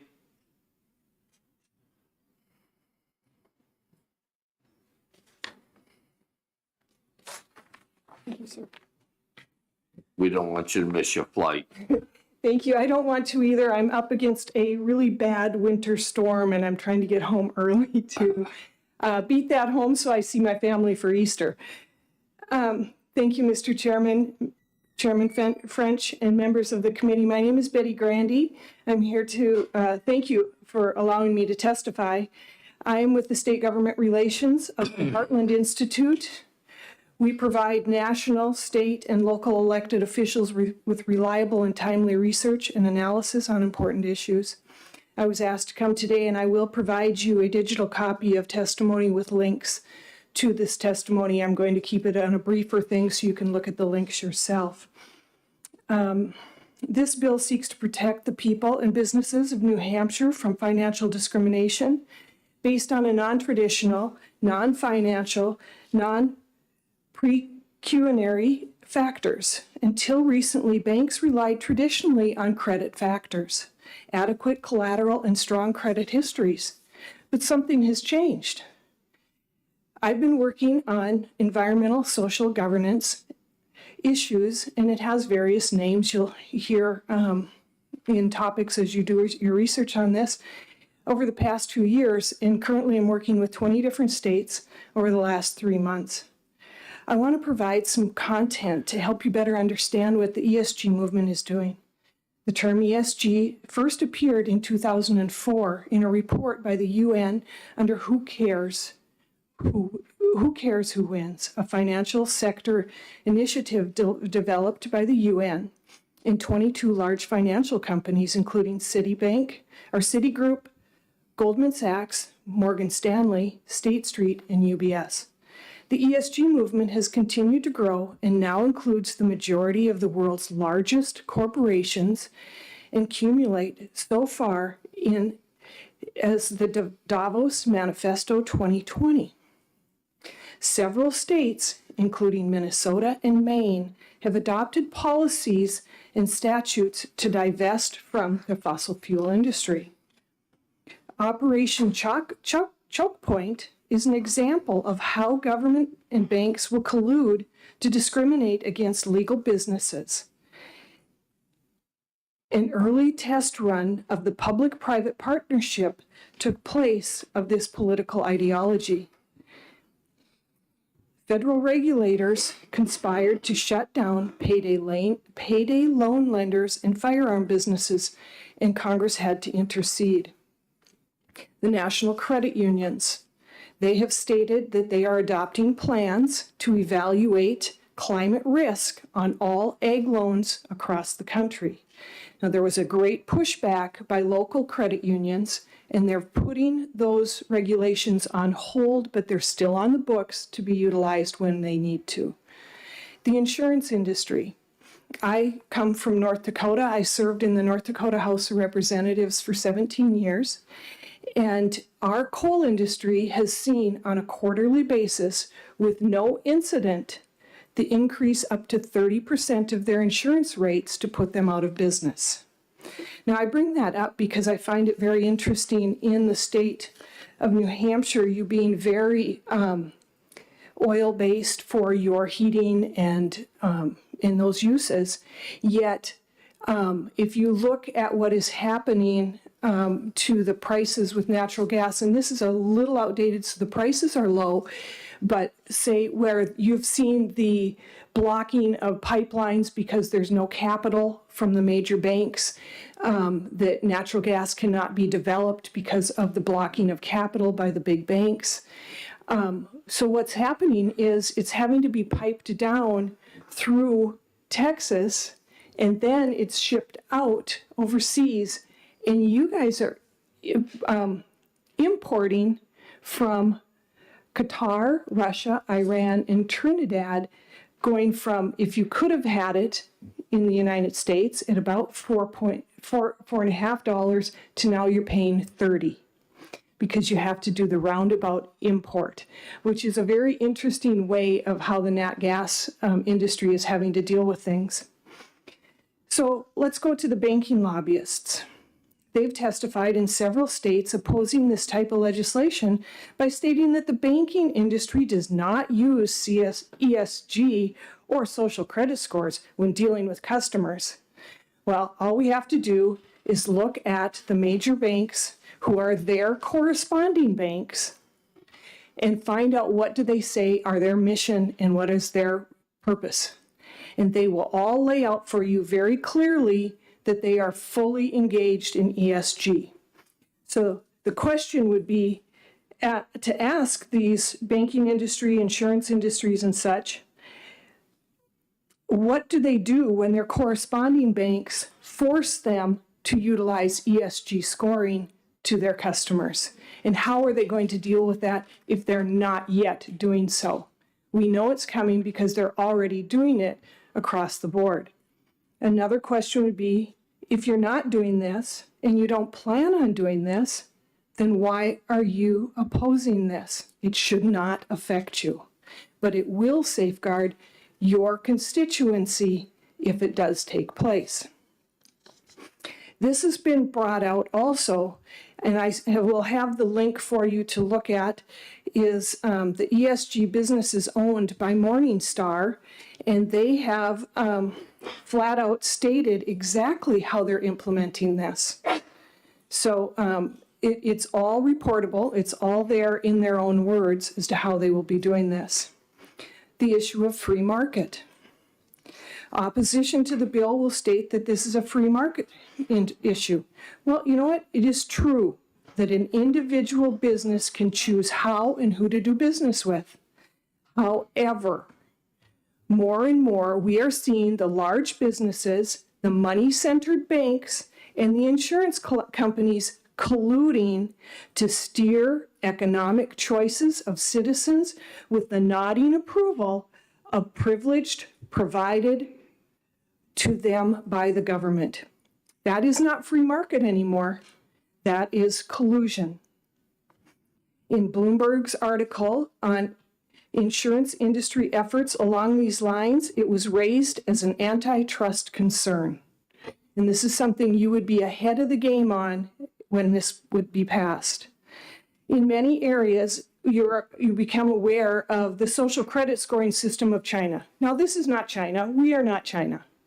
But if access to banking, credit cards, loans, travel, other goods and services are going to be restricted from a top-down subjective measure, how is any of this different than what is being imposed by a state-imposed restrictions?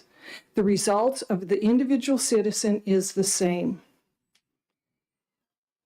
And I'll just jump to the bottom part here in that it is ESG, by whatever name we call it, a threat to your constituency? Or is it another conspiracy theory? Here is what BlackRock CEO Larry Fink has said. Behaviors are going to have to change, and this is one thing we are asking of our companies. You have to force behaviors. And at BlackRock, we are forcing behaviors. Now, if you go back to the previous testimony, he talked about how much BlackRock owns of everything that we're talking about here today. New Hampshire, you have a beautiful state motto. It's always been my favorite. Live free or die. You are at a fork in the road. As a state lawmaker, you do you want your constituents' behaviors forced or free? Thank you for your time and attention, and I'm happy to stand for questions. Thank you. Senator Gannon. Thank you. Thanks for taking my questions. There won't be too many. You were talking about oil, and you were saying that they're having a hard time getting the money and the rights to do things. Absolutely.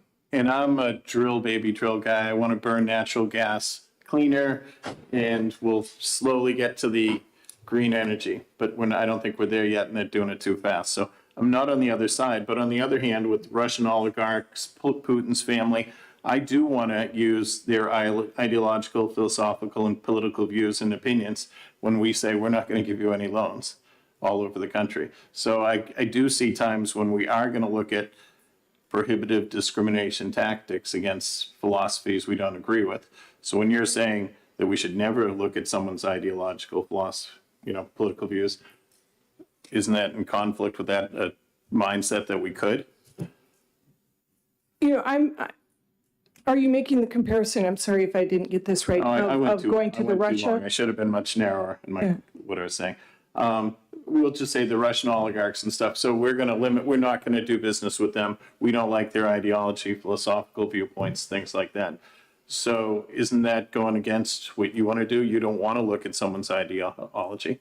So by doing that, just as one thing.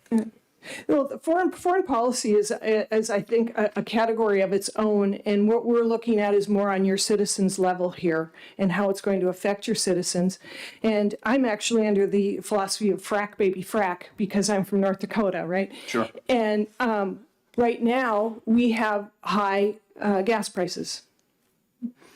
And why aren't these oil companies just frack it and get it out of the ground? Come on. Boy, baby, you got the, it's right there, right?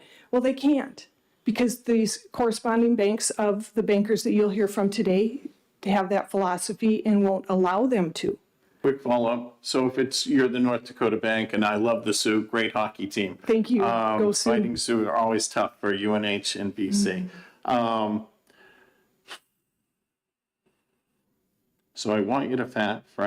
Frack, baby, frack. Frack. I want you to be able to do that, but at the same time, go ahead, Senator. I'll think about my question. Senator Bradley. Thank you very much, and hopefully you get back to North Dakota. I actually was in your state this summer, and it represented the 50th state Yay. that I've been in. We hear that often. So are you concerned, because I've heard this concern, and especially if we're the first state to adopt this, that the uncertainty that's created about what this means if we were to pass this bill, that's going to drive up the cost of credit because of uncertainty and drive out potential lenders. Are you concerned about what that impact would be on a state that relies on small businesses so much as the backbone of our economy? There is a concern to that.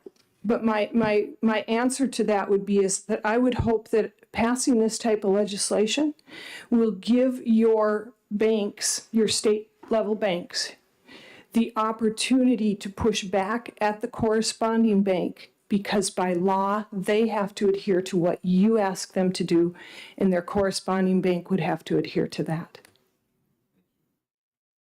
Yes, sir. I got my thought together.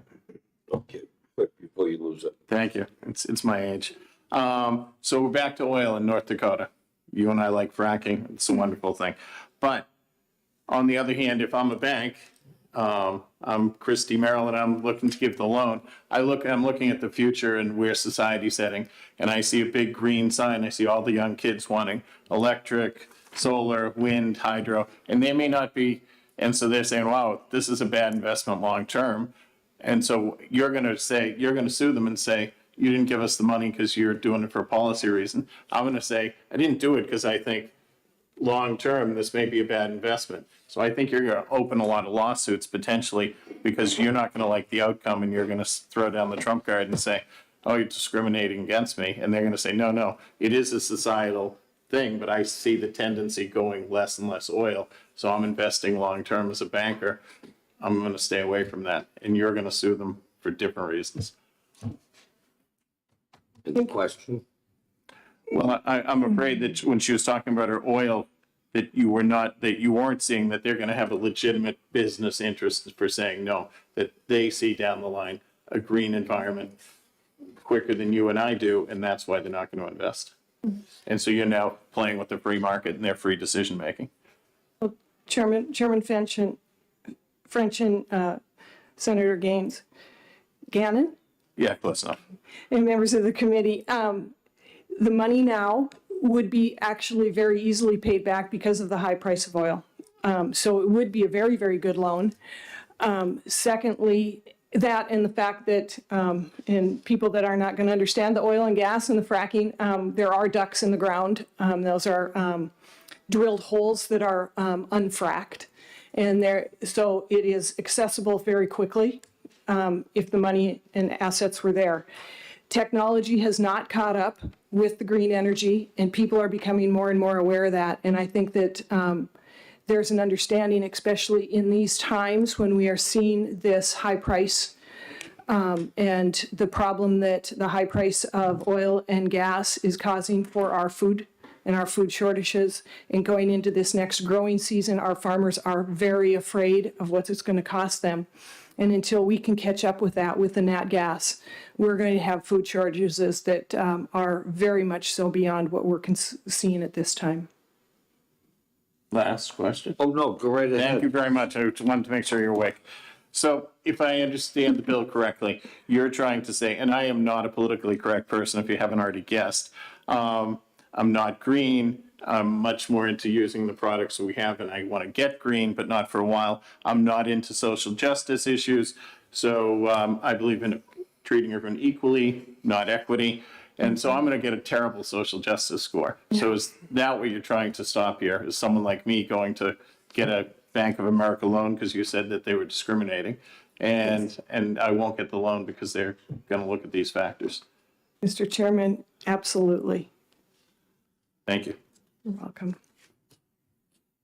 Senator Susie. Thank you, Mr. Chairman. My question is very specific to the actual bill. On page 1, lines 5 and 6 talks about advocate for, cause adverse treatment, and then on the next line refers to business practices. Neither of those terms are defined. Tell me how it would benefit the state of New Hampshire to use the phrase adverse treatment or business practices without defining what those are, given all of these criteria, including somebody's dietary habits? Mr. Chairman and Senator Susie, I am not a drafter of this legislation. No, I understand, but you're here advocating for it. Yeah, So yes, you're advocating I'm for it. advocating, I advocate for the whole principle of this. And not being a wordsmith of New Hampshire law, I don't know if those definitions are in other places of your code. And I guess that would be your code revisers, if that's what you call them here, would be able to answer that more directly for you as to where your definition areas are found. And I apologize for not being that adverse. I'm actually asked to do analysis of subject matter. That? Yes, thank you. Thank you very much. Thank you. Be blessed. Rep. Greason.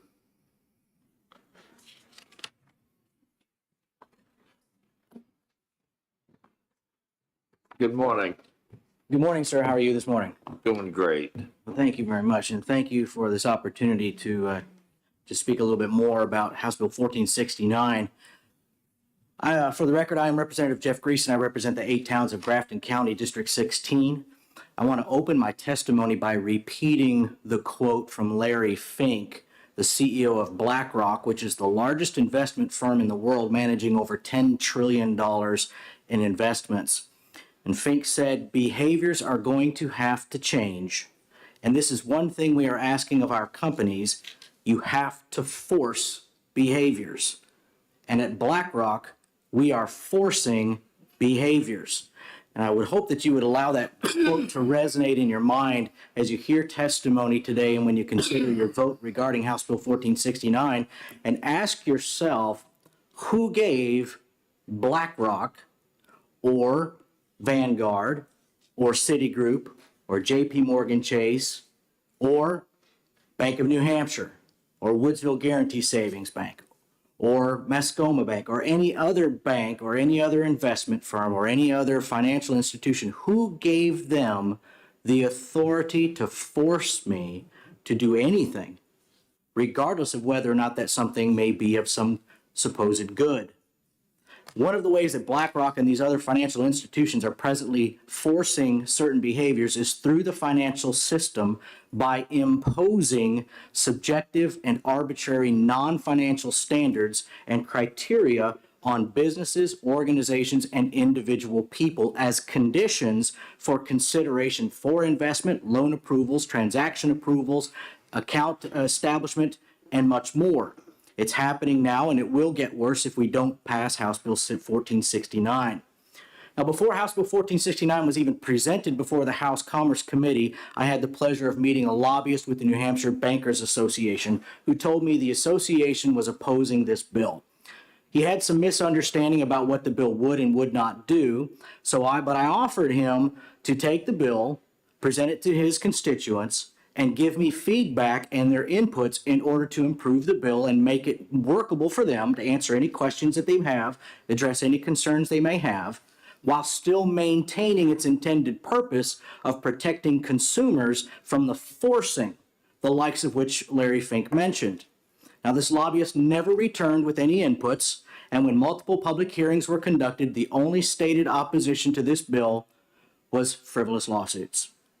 And it was said on several occasions by several people, including the lobbyist, this will never happen, referring to the discrimination that House Bill 1469 seeks to prevent.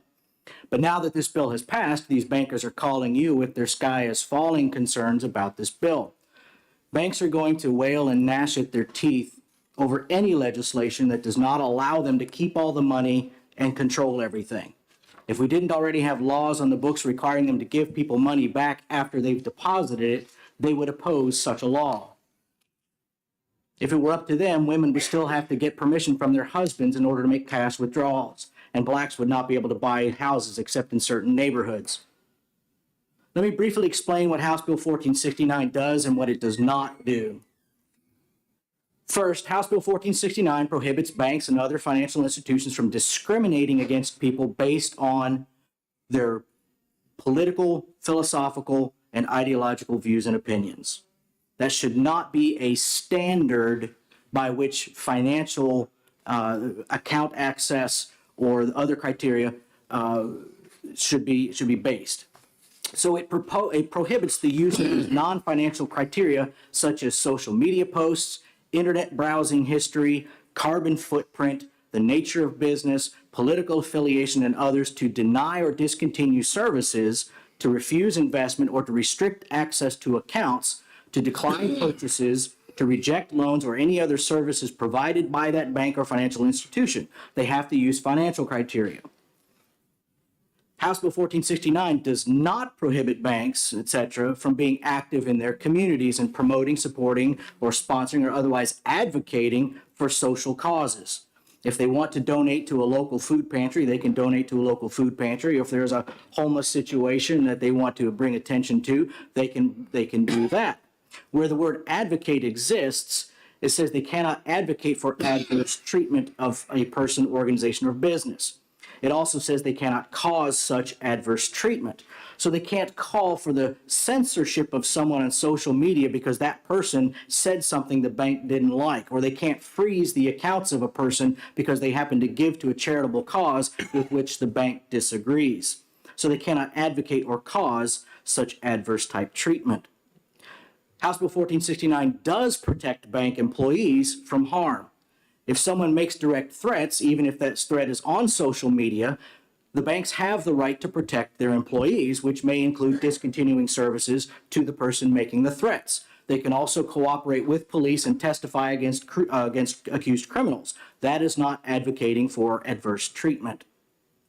House Bill 1469 does not prohibit banks, etc., from controlling their own assets or investing their own money according to their own criteria.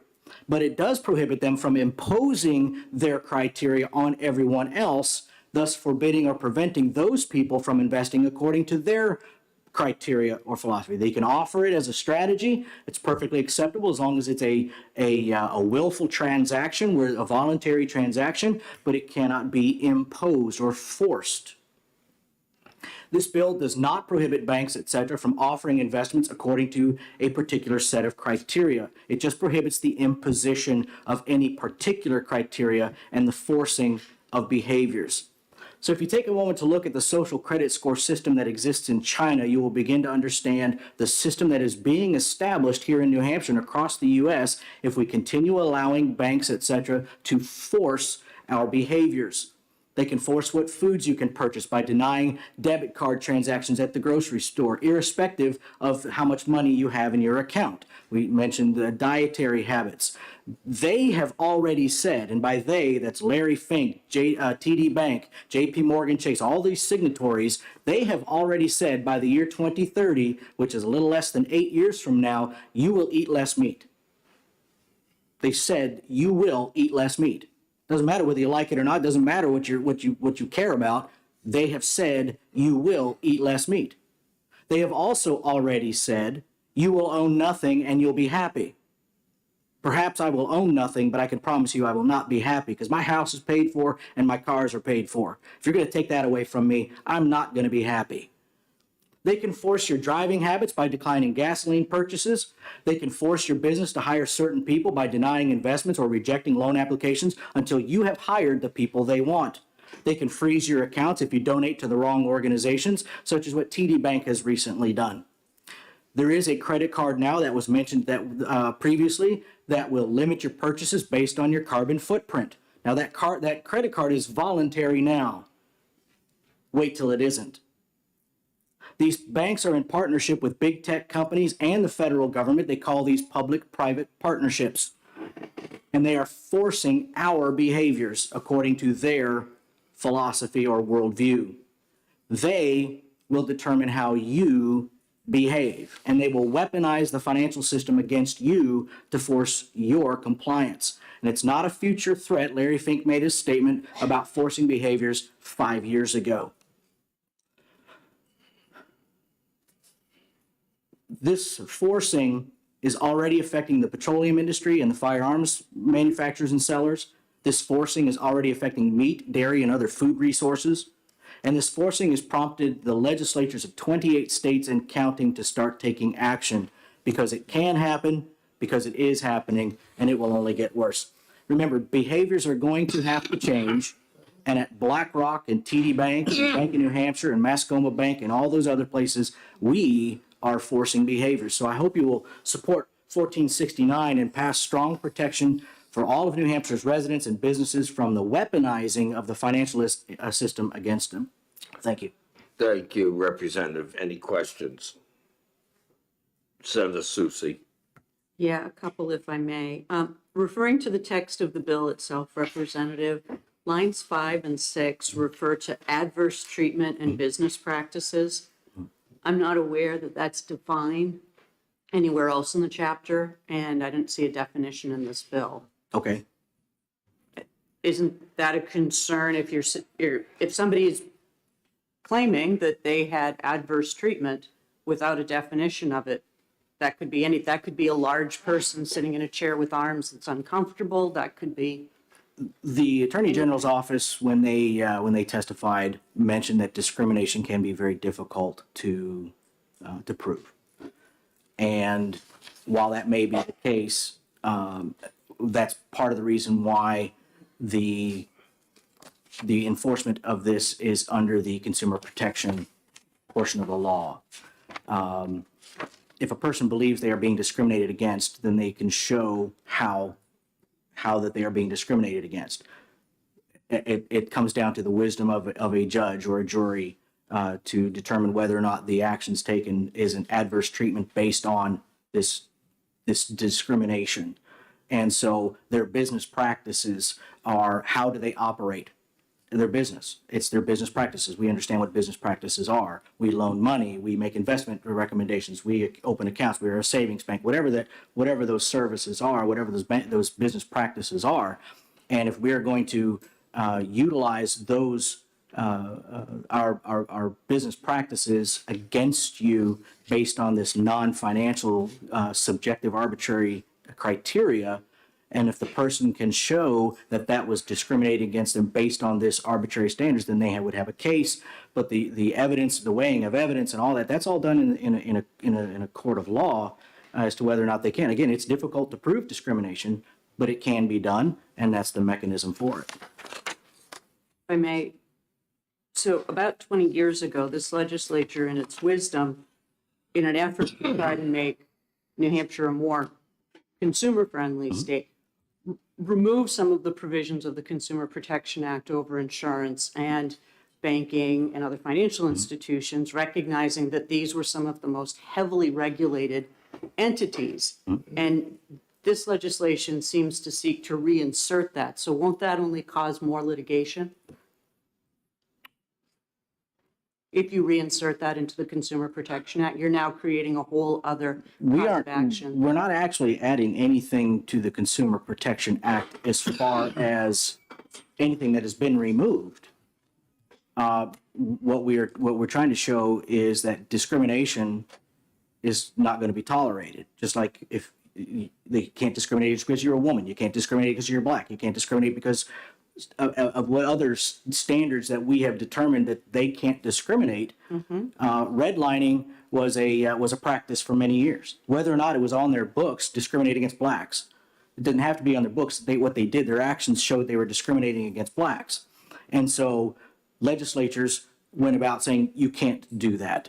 So we are now going to add to our anti-discrimination laws, you can't discriminate against blacks, you can't discriminate against people for their religious beliefs, all those other things. What we are adding would be you can't discriminate against somebody based on these subjective, non-financial, ideological beliefs that have no basis on whether or not they should be able to participate. Because what it is restricting people's ability to participate in the financial system. I can't go buy groceries because I'm trying to buy meat and they're telling me by 2030 I will not eat meat. They're trying to tell me that I can't drive to work because I drive a gasoline engine vehicle, not an electric vehicle. And so therefore they're going to limit my ability to go to work, to earn a living, to be able to buy groceries, to be able to feed my family, and all those other different things. Why is my car that uses gasoline determine whether or not I should be able to eat? So they're going to turn off my bank account. They're going to freeze my accounts because I gave money to some political cause that they disagree with. Doesn't matter what it is. It's not illegal. We're not talking about anything illegal. I'm not breaking any laws until they try to make it against the law. So why are we going to allow them to control all those aspects of our lives? That's what this bill is trying to protect against, because they are going to determine whether or not and how you and I participate in the financial system. And we need to protect people from that overlording. So you didn't take that out of the law before. We're adding to it now.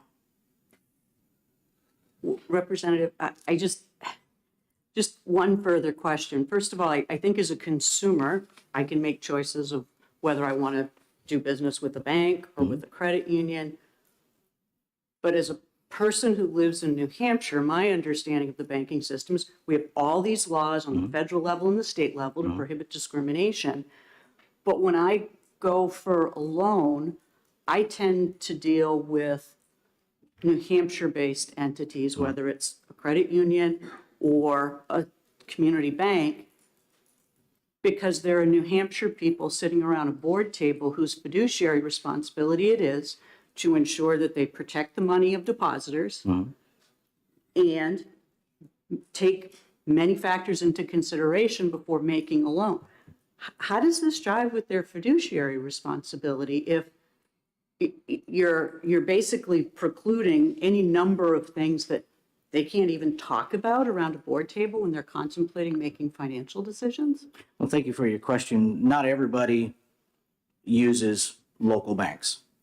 Some people use the big banks. For whatever their reasons, they go to the larger banks. If someone is going to sit, remember, we heard in testimony, this will never happen here. Multiple times. What you're saying is that no one is going to be sitting around the table looking at your loan application, you have been on your job for X number of years, your income is this level, you have demonstrated an excellent reputation of paying back your loans, you are very financially responsible. Based on that criteria alone, they would, up till now, have approved the loan. But you posted something on Facebook that ivermectin is a cure for COVID. We can't tolerate that. So we're going to freeze your accounts. We're going to deny your loan, whatever. We're going to take some kind of action against you because we don't approve of that post. It sounds ridiculous. But remember that the President of the United States called for the censoring of a private citizen of the United States because he made a very similar statement.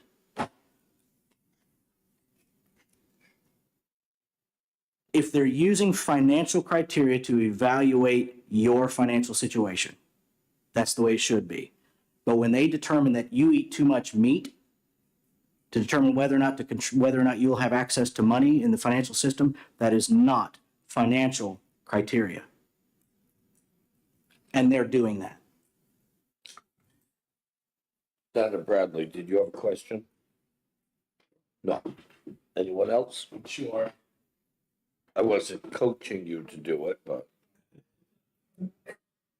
So my methodology is one question. That would be a wise one. One question. Okay, it'll be a multi-part question. Multi-part question, okay. No, first of all, I'm a member, it was previously mentioned, the same down Republican committee was, they took away a bank account of ours because we were affiliated with guns. So I'm aware of that, and that does bother me. Are you saying also, and I think I heard that TD Bank, these are all banks that I do business with, Bank of America, are using social media scores currently? And is that going on in New Hampshire? Is that affecting me and I don't know it? Yes. All those banks are signatories to what is called the Great Reset from the World Economic Forum.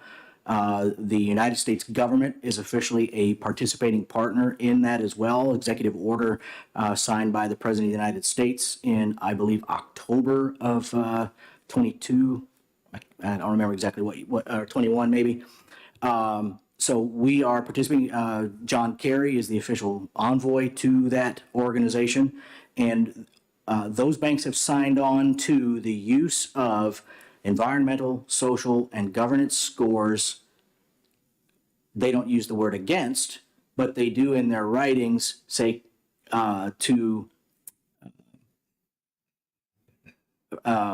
comply or explain for now.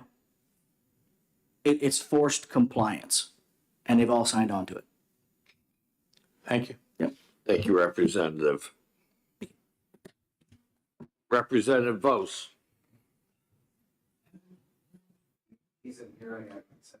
That's fine.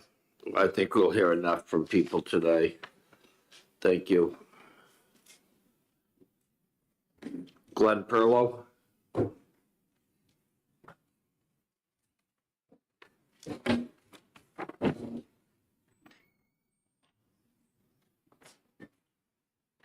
Thank you, Mr. Chairman, members of the committee. I'm Glenn Perlow. I'm Chief Administrative Officer of Jordan Park Trust Company in Hampton, and I'm also President of the New Hampshire Trust Council.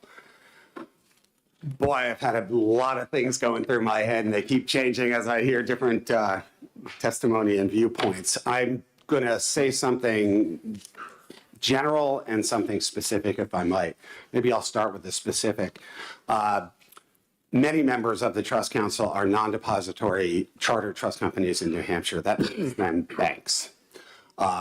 There is a discussion about a lot of global something, but I'm going to try to stay with New Hampshire. My company, for example, it's a small trust company. Trust is an important factor in the word. Our relationships with our clients are singular, and together our clients represent a community. Not always of the same interests, but certainly were we to be forced to accept anyone as a client if they simply met a financial criteria without any other due diligence, we would not only be, I think, having our rights abridged, and maybe I'll take a risk here and do something you never do in the legislature, right, as quote Mitt Romney on corporations, but businesses are people too. And businesses are not just, giant global banks, whether or not you think they're good or bad, but they're sole proprietorships. They're all manner of businesses. And the way this bill is written, it applies to everybody who does business in New Hampshire, though it calls out banks. We have a regulatory responsibility under the Bank Secrecy Act, and I would dare say my regulator is here in the room, a general regulatory responsibility to make sure that we protect our clients' investments, that we protect the reputation of the business, because that protects everybody. So specifically speaking, this is entirely anathema to how many businesses do business. More generally speaking, and I've only lived and worked and raised children in New Hampshire for 25 years, so I probably have no right to make any statement about, he's shaking his head, about what New Hampshire values are. But it has been my observation that we are freedom-loving people. And I think that this bill takes a certain viewpoint and says that viewpoint should quash the freedom-loving nature of businesses doing business in New Hampshire and their rights to free association. So I've never seen a bill more big government oriented than this. If there are bigger issues afoot, they need to be dealt with in many ways, federally, internationally, and at state level in some way.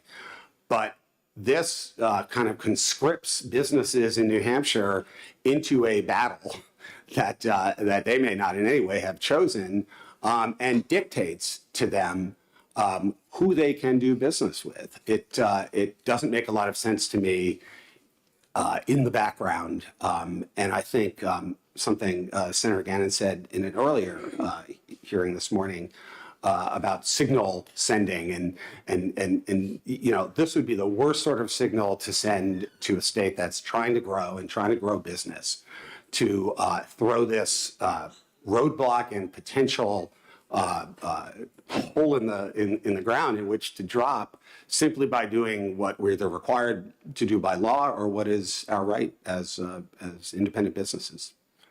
I'd be happy to take questions. So, I don't know, does this bill make it so lending institutions have to rely solely on one's credit score and take in no other factors?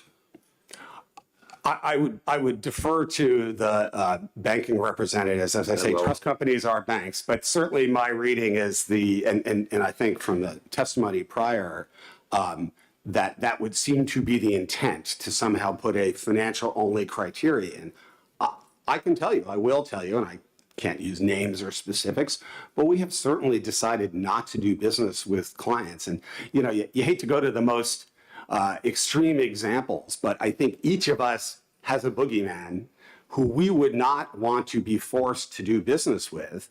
And it's sort of our right. I don't want to get too deep lawyery and constitutional, but the anti-discrimination laws, and you heard about blacks and gender, most of that is immutable characteristics with the exception of religion, and there's a whole bunch of things you got to do to prove genuinely held religious beliefs. But otherwise, not doing business with someone because you don't like their views is kind of the American way. And these anti-discrimination laws are balancing, things you can't change, unfair discrimination. But choosing not to engage in business with one or another, it's a right, and it can be a responsibility. I can only imagine the reputational harm to a business like ours, were we to do business with someone universally reviled for their statements. Those are choices people make.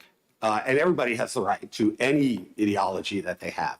But if you make a choice to broadcast that or in some way make yourself famous for it, then the free market may reject you in some way or another. But that is not the same as discrimination, for example, because of your race. Thank you. Questions? Seeing none, Senator Gannett. So what you're saying, we'll just sum it up. I like nice summaries. You're saying a bank can choose to discriminate, if I summed it up in a postcard. I don't think so, because I would not define these choices as discrimination. I think we'd be getting into semantics, but what I'm saying is a bank can choose not to do business with someone for choices that person makes, as opposed to immutable characteristics or otherwise. I will defer to your definition. Thank you. So what he's saying is, you would not have to deal with Tom Brady because he became a buck. I think there are some things that are universal, Senator, we can all agree on. Just Thank you. Thank you very much. Thank you. Representative Vos, I see you came in.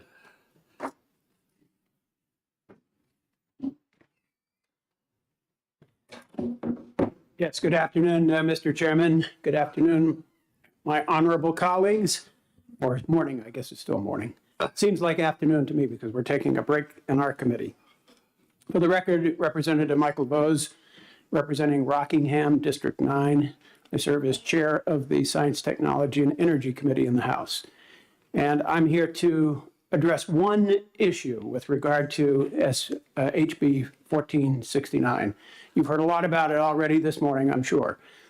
But the one issue I want to address is the danger of frivolous lawsuits. What is a frivolous lawsuit?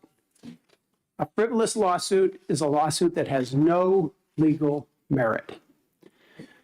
To put it simply, a frivolous lawsuit has no basis in law or in fact.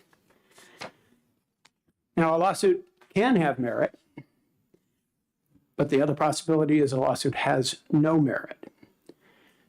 And when a lawsuit has no merit, it's actually fairly easy to dismiss, provided that the language of the statute that's being used to supposedly supply merit for that lawsuit is precise and specific enough so that it can easily be determined if the lawsuit has merit or not. And HB 1469 has been rewritten numerous times, and I believe Senator Gannon is proposing an amendment on it at some point in the near future, that may have or will have the most precise language possible to explain just exactly what is and is not discrimination based on social credit scores. So I urge you to seriously consider that frivolous lawsuits are not really a danger because of the passage of this legislation, simply because the legislation has been so carefully crafted. And I thank you for your attention. Thank you, Representative. Questions? Senator Susie? Since you brought up the issue of language, Representative, and I know you weren't here earlier, but I've already asked a couple people. On line 5 of the bill and line 6, it refers to adverse treatment and business practices. And I'm not aware of those words, those terms being defined anywhere in this bill or in the chapter dealing with banking. So I wondered if you could tell me what those mean. I think there's a later draft of the language that will clarify those definitions or remove them as necessary. Okay, so they don't currently exist anywhere here. Apparently not, yeah. In the bill is passed. Right. Okay. Senator Gannon, were you preparing or just? I'll withdraw the question. Thank you. And thank you, Representative. Okay. Thank you very much, gentlemen. Christy Merrill.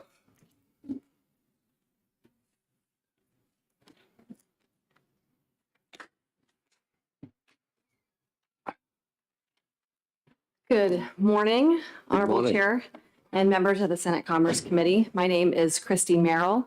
I'm president of New Hampshire Bankers, and we represent 38 member banks who employ approximately 6,000 employees. I am here today to oppose House Bill 1469. Our comments are focused on the banking industry. The banks are called out in this legislation, but we just want to make sure that we point out that this legislation applies to all businesses under the Consumer Protection Act, and we're also concerned about the impact to all businesses in New Hampshire. There is a lot that's been talked about. I'm going to try and just talk about ESG really quickly. I don't know that that's actually called out in the bill. I know it was in the initial title, but I just wanted to let you all know, because it's been talked about earlier, that there are banking regulators that are actively regulating banks on climate risk, which some would consider to be part of ESG. And as part of that climate risk, they're looking at the bank saying, are you looking at some of the challenges due to weather and things like that? And that is just beginning to happen. And the regulators in Washington are telling the banks that they need to start planning for that. That is very different than social credit scores. Prior to this legislation, I was not aware of what social credit scores were. I am not aware from any of our members in any of our discussions that they are using social credit scores. Just getting into the legislation. So we agree that the banks and businesses should not discriminate based on subjective or arbitrary standards like social media.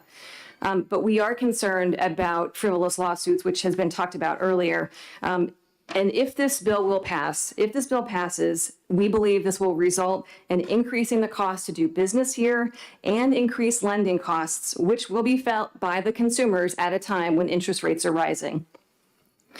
It's also been talked about. Several other states have introduced legislation similar to this, and they're pending right now. But if New Hampshire passes it, New Hampshire will be the first, I guess, depending on the timing of the other states. I want to point out, I believe the Attorney General's office in the banking department is here, but they testified in House Commerce and work sessions and the exec sessions that the legislation was unenforceable. We believe House Bill 1469 would strip all business in New Hampshire of the ability to make decisions based on their best interests and those of their employees. You can see that list in G1A through E that talks about prohibiting discrimination on a set of subjective and arbitrary standards. I just would like to point out several of these are problematic, but I'd like to point out the use of the word et cetera in line 11, which means it's basically a limitless list. So while these are problematic, we also think that the nature of business, because it's very broad and these terms are not defined, that's also particularly problematic. And it's already been discussed earlier, but we do believe that because the bill is supposedly trying to regulate discrimination, so we find it very problematic that that term is not defined. And this is unlike the long-established laws of protected classes that prevent discrimination against age, sex, color, marital status, and so on. As it's already been discussed, adverse treatment is also very broad and not defined, and that is also problematic despite being central to the purpose. Because the bill prohibits subjecting any entity or individual to adverse treatment based on a basically limitless list of criteria, this means that any business decision, it could be a basis of complaints or potentially civil litigation. And this would put a bank in a challenging position of trying to disprove that a legitimate business decision was not made based on a subjective standard. I do want to talk about physical safety concerns. I know that's mentioned in the bill. It's been brought up a couple of times. It does say that a bank can discontinue a relationship based on physical safety. However, it does not address verbal abuse or hostile work environment. And we hate to acknowledge it, but there are customers that come into a bank that are disgruntled, unhappy for one reason or another, and that are offensive to bank employees. And we believe that banks should have the ability to discontinue a relationship if a customer is offensive, if they're saying hateful, racist, sexist, or offensive remarks. So that's a concern of ours as well. It's been talked about that 1469 doesn't define business practices. We read this to mean it would apply to all aspects of banking, including employment or hiring. It's a very common practice for employers to look at potential hires and to look at their social media pages. So under this legislation, if an employer looks at social media pages, that could be grounds for litigation. I just want to get into the lending because that's been talked about as well. There are loan applications that are sometimes denied, and they are denied for legitimate concerns, whether that is poor credit history, an unworkable business plan, or an inability to repay a loan. This bill, however, would mean that an adverse decision could be interpreted to mean that you were denied a loan. And that would be grounds for a complaint or potentially a lawsuit. And that's even if the loan was denied for good faith and for a legitimate business reason. And I just want to take a second to share sort of an example of that. We have a member who has a policy that they do not bank casinos. Casinos present a higher risk profile. That institution may not have the in-house expertise to really evaluate a casino. And so they've made the business decision that they choose not to bank casinos. They're very transparent about that. They're very forthcoming. But in this legislation, that would be considered discrimination and potentially grounds for litigation. And regarding legitimate business decisions, I just want to also add that if someone is denied a loan because of the inability to repay or an unworkable business plan, but yet they have a political bumper sticker on their car, and they're accused of being denied a loan because of their bumper sticker or whatever personal political views they may have, it puts a bank in a very difficult position of trying to disprove that. And I think that would just be, we don't really know how they do that. But I also wanted to add that it's not necessary because banks are subjected to extensive regulation to prohibit discrimination. Senator Gannon, he shared some of those earlier. So while all employers have laws that prevent them from discriminating, banks are regulated above and beyond that. Just as one example, the Community Reinvestment Act, under that, banks are examined roughly every 18 months. And under that act, they specifically look for whether or not a bank is engaging in discrimination. So we don't believe it's necessary. If this legislation passes, we think what could happen is that banks will be likely to pass loans that they otherwise wouldn't. That would result in riskier loans, poorer credit quality, increased litigation, and increased regulatory scrutiny. Ultimately, it will increase the cost of doing lending and doing business. While we have seen a lot of banks move to New Hampshire because of the business environment, this legislation could cause them to reconsider those decisions.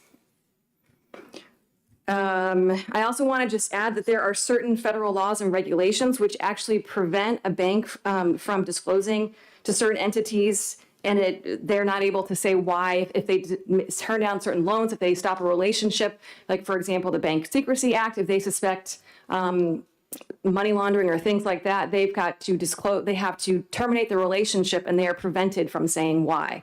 So that would actually run counter to the legislation. I just want to also add that New Hampshire's economy is the envy of most, and banks are proud to be part of that success, and they take great care in reviewing loan application and deposit accounts. Every year, our member banks support our communities through lending hundreds of millions of dollars to New Hampshire businesses and families. If this passed, we believe it would be a devastating blow to our New Hampshire advantage, and it would tie up Granite State banks and businesses in endless red tape and constant litigation. This is a fundamental change to Live Free or Die State, which has historically sought to keep businesses and individuals free from unnecessary regulation. We oppose discrimination, as should all businesses, and countless state and federal laws already govern our conduct to ensure fairness and transparency. This legislation is unnecessary and unwarranted proposal that would have serious and negative consequences for private business in New Hampshire, and we would ask you to vote inexpedient to legislate. Thank you. Question, Senator Bradley. Thank you very much. So 2 questions. Can you illuminate on how this bill will increase lending costs and what that might look like in terms of the ability of small businesses or large to be able to borrow in New Hampshire? Thank you, Senator. We do find it concerning, as I said, in thinking about this legislation and talking to our members, because of the fear of litigation, there's an increased possibility that they would be more inclined to say yes to loans that they otherwise wouldn't because they wouldn't want to be sued. And that would result in riskier loans, poorer credit quality, increased regulatory scrutiny, and it would, in fact, because of increased litigation, it would increase costs to do business and for lending at a time when rates are rising. We've talked offline about this, but I would be remiss if I didn't ask about the example that was cited in Sandown, and if you can comment on that. Yes, thank you, Senator. I did want to mention that. We are aware, and the sponsor has said that the Sandown GOP tried to get apparently a loan or deposit account, I don't know, from TD Bank. Because banks have strict privacy regulations, they don't have the ability to disclose and tell me what happened. They can't address that publicly, but what I have heard several comments about TD Bank.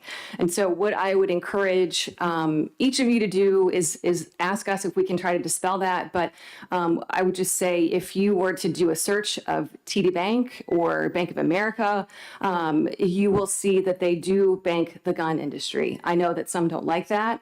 And, you know, really at the heart of this legislation, we do believe that it interferes with private business decisions, and banks don't want to be told on either side of the aisle who they should or should not do business with. But I just want to clear the air and just say that if you look up TD Bank, you will see that they do bank the gun industry. They bank the firearms industry? They do, yes. Thank you. Senator Kavanaugh. Thank you, Mr. Chairman, and thank you for your testimony. I just wanted to go back a little bit too. I know we've talked about this in the past, and during the shutdown, there was a lot of small business owners that came to me. I sent them to you with Ryan and your whole industry, and the amount of federal money that came in and went to small businesses. You saved those businesses, and that's the business owner as well as the employees. It was amazing, the money that went out, the amount of applications that came into all banks, and they got it right out. And it's just, I think some of this, you forget what you did. You forget what, not you, but people forget what the banks did to help us during the shutdown and really keep businesses able to reopen. So just a statement, I guess, but thank you, Mr. Chair. Thank you. Thank you, Senator. Senator Susie. Senator Kavanaugh actually brings up a good point. If this law had been in place, would banks and credit unions have been able to have facilitated loans through the PPP process the way they did? Or could this have been a hindrance in some instances? If this law were on the book, Senator, I do think there would be an increased fear of litigation, that customers who were unhappy with a response would sue them. It's hard to say without knowing the way the program, the PPP program was structured.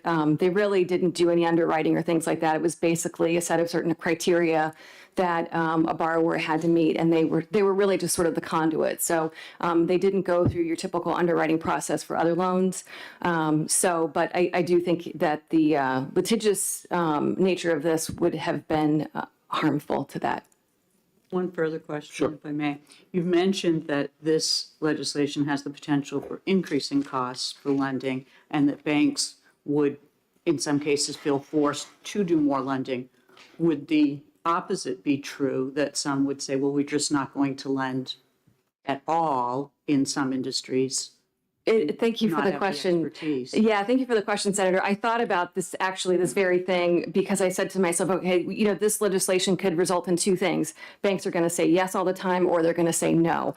I've not had the opportunity to talk to all of our members about this, but the response I've been told is that the ones I have spoken with have been more inclined to say yes to folks they otherwise wouldn't. But I do have that fear, Senator. I do think that there may be some financial institutions that would just say, they would end up saying no. And so I think one possibility is there are loans that are given to people that they otherwise wouldn't have. But on the other hand, you could see reduced access to credit. But it really gets to what would a bank do if this bill were to pass. And we don't yet know that, but we do think, we are very concerned about the impact this bill would have.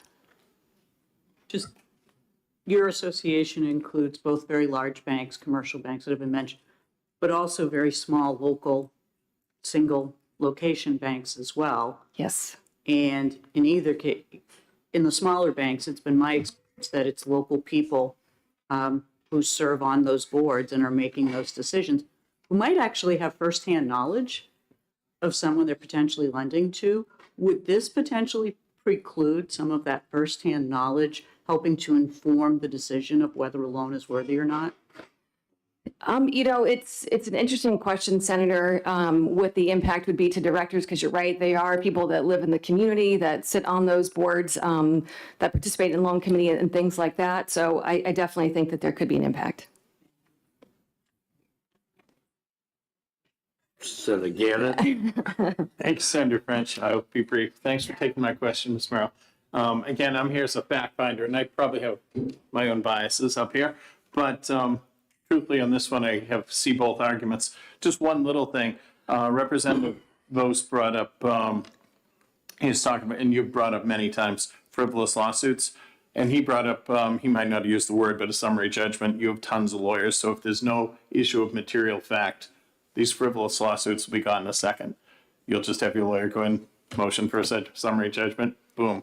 That may be true, Senator, but I think the concern is the message that you're sending to the business community, you know, for banks that think about moving into New Hampshire, but they know they may get sued if they, you know, turn people down for loans. I think they're going to reconsider.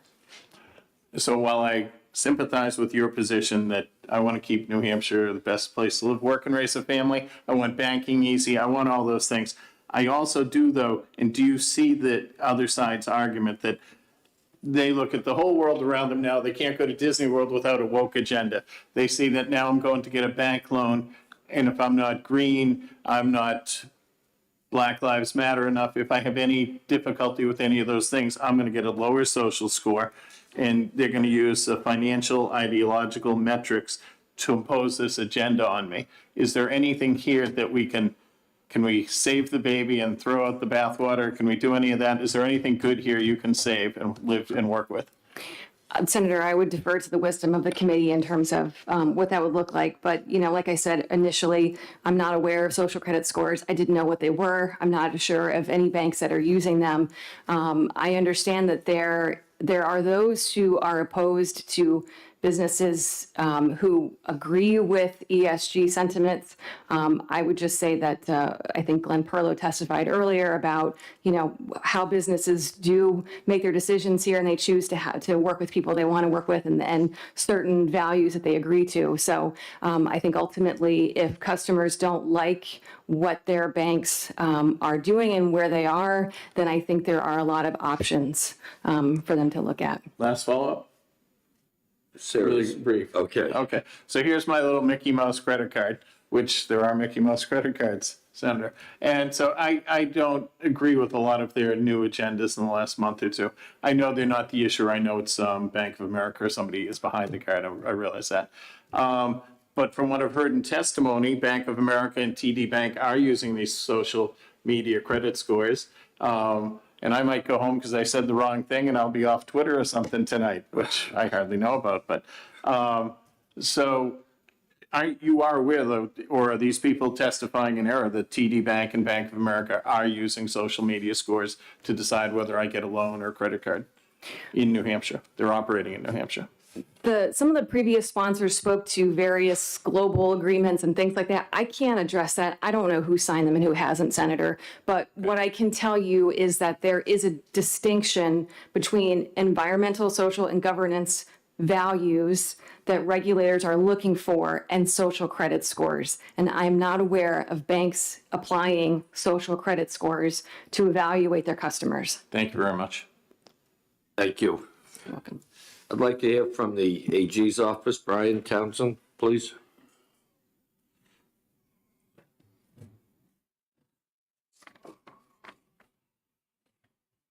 Probably shouldn't have a third cup of coffee. Yeah, right.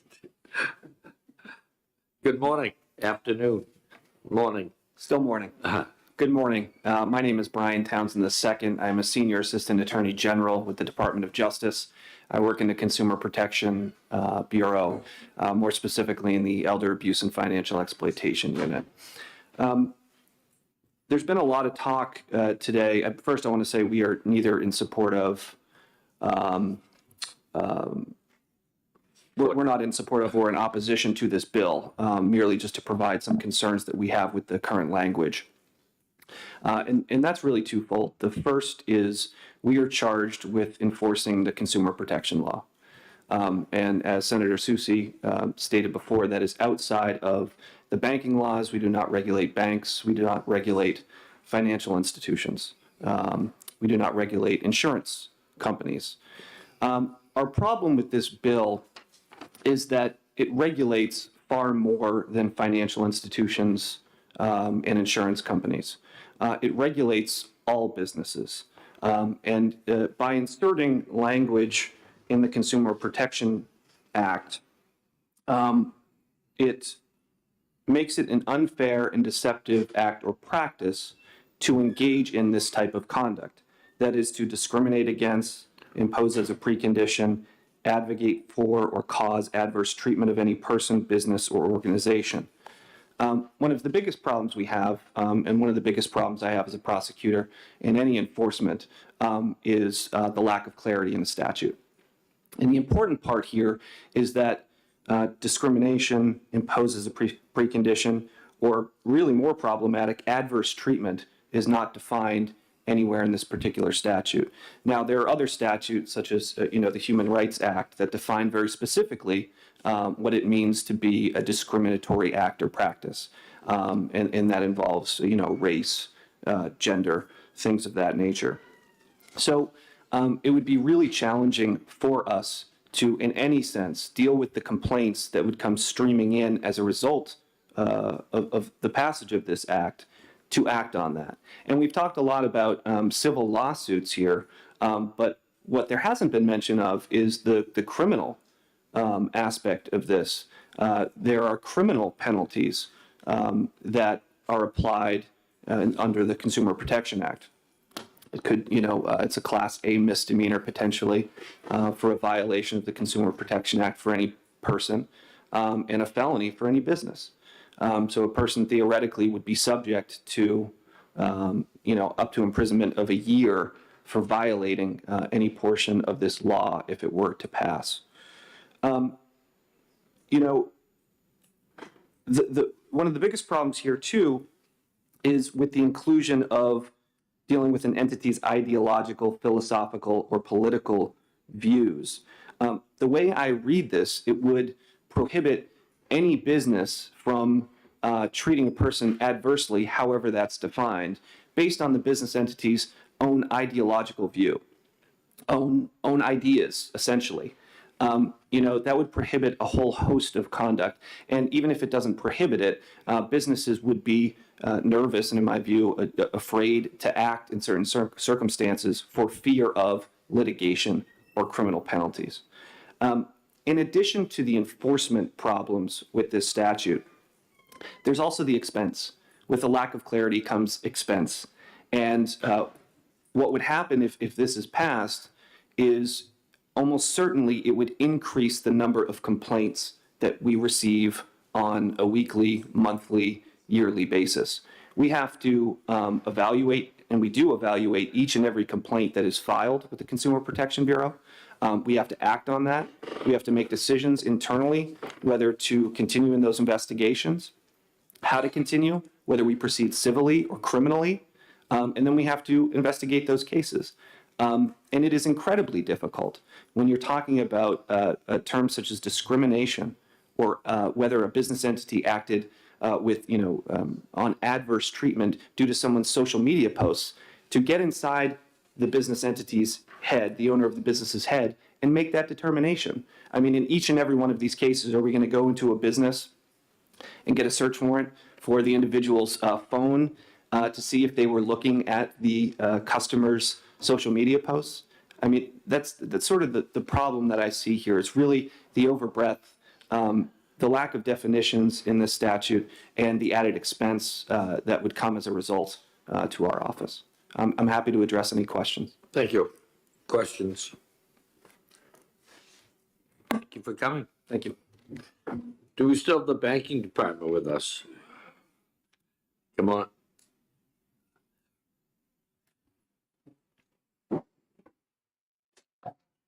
Thank you for hanging in there.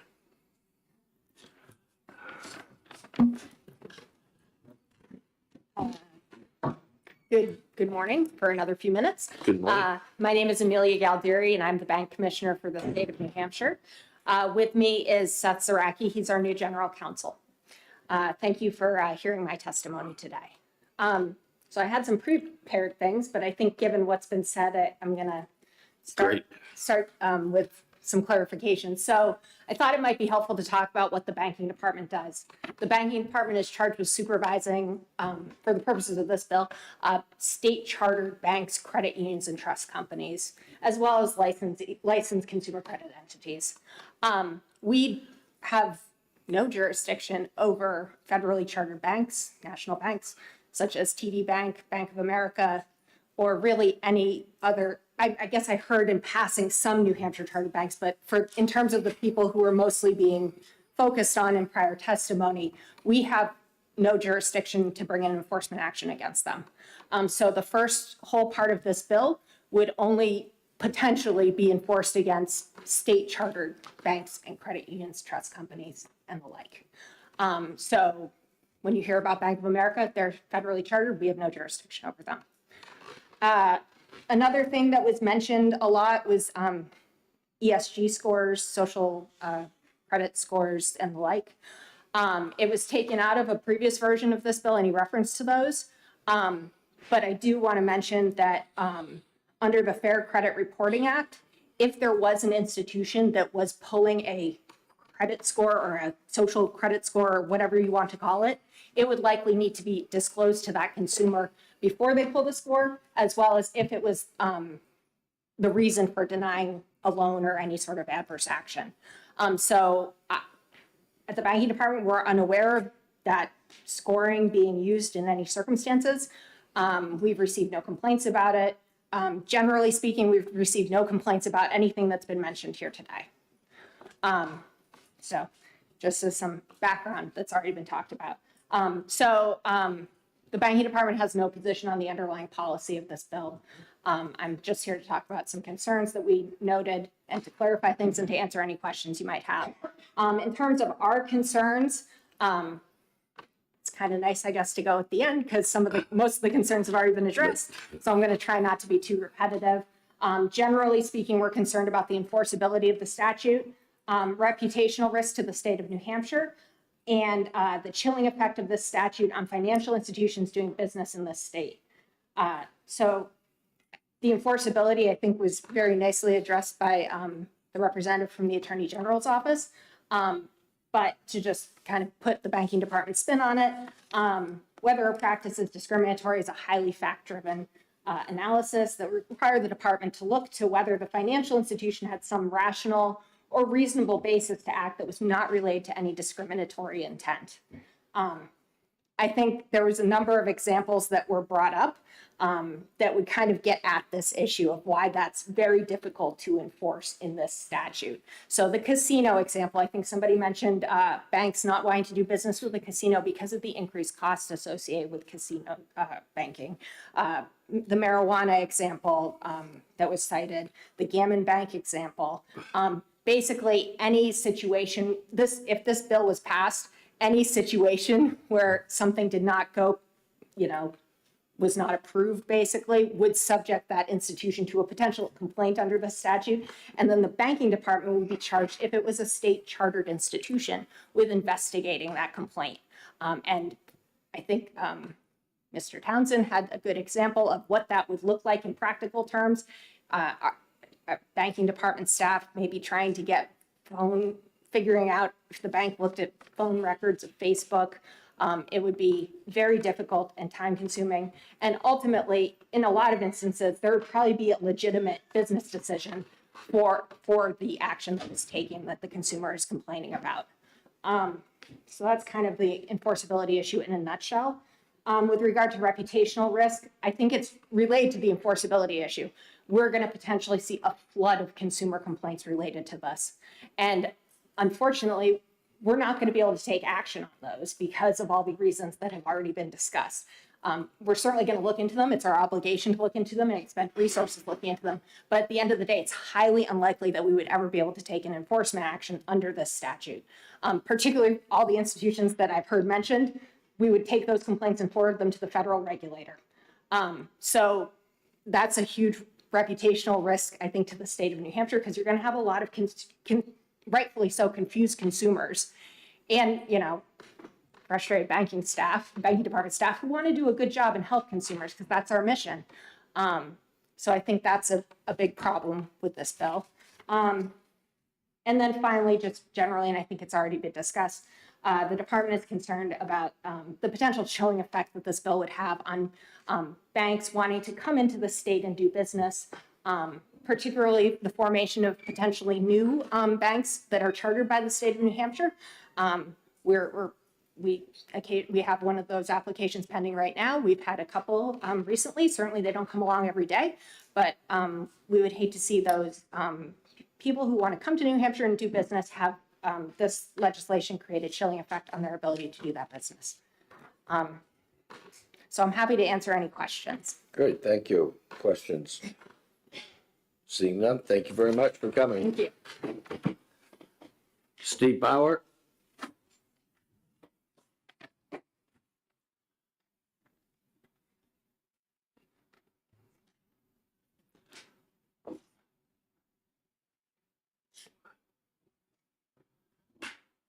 Good morning.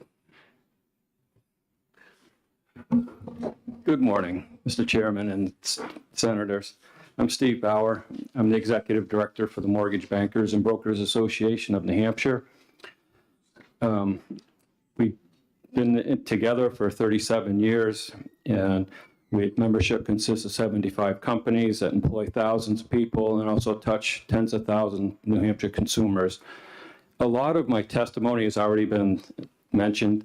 It is also difficult to provide testimony to such a moving conversation. I've watched testimony from the House and the testimony from the with this latest version that I have, and now I'm hearing that there's other amendments further coming. So it's very difficult to really point to those things. But I do think that Christy Merrill with the banking department did a very good job representing the banks in both our associations. And I also want to point out that my association focuses on 1 to 4 family residential and commercial lending, which is governed by the GSEs, the Fannie Mae's, the VAs, the FHAs. Those are the ones that are telling our underwriters how to underwrite a loan. So I would not want to be the lender who denies a minority or a vet of a loan that they qualify for because their social media score is low. I mean, that's just not good PR for anybody. And I am also very concerned about all the frivolous lawsuits that will come up and the extra costs to the banks and also passed on to the consumers. And so I do ask you to find this HB 1469 inexpedient to legislate. Thank you. Thank you very much. Questions? Seeing none? Thank you. Chris Norwood. I saw you passing up back there, so. Mr. Chair, thank you very much. My name is Chris Norwood. I am the 2022 Public Policy Chair for the New Hampshire Association of Realtors. I'm going to skip right ahead to lines 22 and 23 regarding the Consumer Protection Act and really where our licensees fall. A lot of discussion this morning has been on the bankers, and I do wish to comment briefly on that, but our trade organization represents around 7,000 individual small business owners, if you think of it that way. Myself, I am a small business owner, and I think that comes into play a little bit in my later testimony. If this bill is passed, this will prohibit discrimination against ideological, philosophical, or political beliefs. So if a licensee chooses to not work with someone whose views they find repugnant, then now they're going to be forced to work with that individual. And they could be sued under the Consumer Protection Act, which I should remind everyone is triple damages. So the stakes are very high. And to the previous commentary that frivolous lawsuits are easily dismissed through a legal phrase that I don't quite understand, I will say, having been a small, or currently am a small business owner, I have found myself having to sign checks to my attorney for lawsuits that I deem frivolous that are still under the threshold of my E&O insurance, which goes up every year. So I would not say that, I would be very concerned about frivolous lawsuits. So I think I just want to kind of bring to a close that, personally, I do business with folks on both sides of the aisle, and I think that we're all concerned about very extreme cases, whether someone doesn't want to do business with a fascist or an anti-fascist or this or that, but it could be something much more mild. And I do believe that licensees should have the right to select whom they do business with, either side of the aisle. And I am concerned about the lending environment that this would create. I'm concerned about the cost that it would drive up to the home buyers in this state in a market that is insanely tight.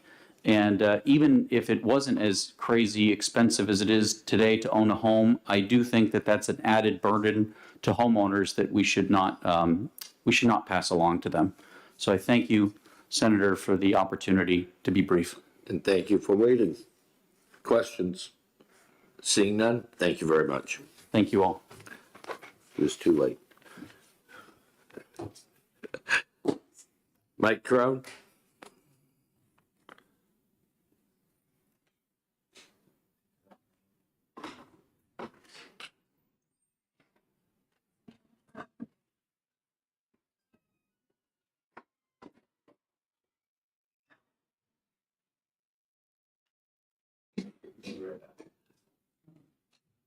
Wendy Hunt?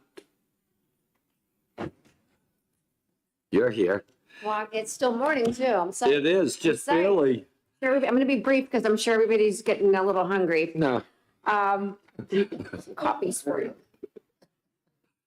I have my Nicorettes. I'm good.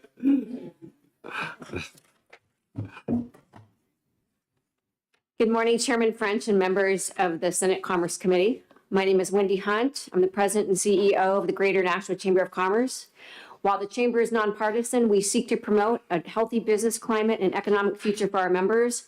Our job is to speak up for legislation that will foster a business-friendly environment and in opposition to legislation that will negatively impact our businesses, sometimes directly as a bill is written or oftentimes as an unintended consequence thereof. On behalf of the 400-plus businesses we represent, both large and small, financial and non-financial, I'm here to testify in opposition to HB 1469 relative to prohibitive acts for banks, credit unions, and now as amended to businesses. As amended, HB 1469 prevents discrimination against other businesses, organizations, or people based on ideological, philosophical, or political view or opinions, or any non-financial criteria, including but not limited to social media posts, internet browsing history, dietary habits, medical status, and so forth. Political affiliation, place of employment, source of income, property investments, gun ownership, nature of legal business.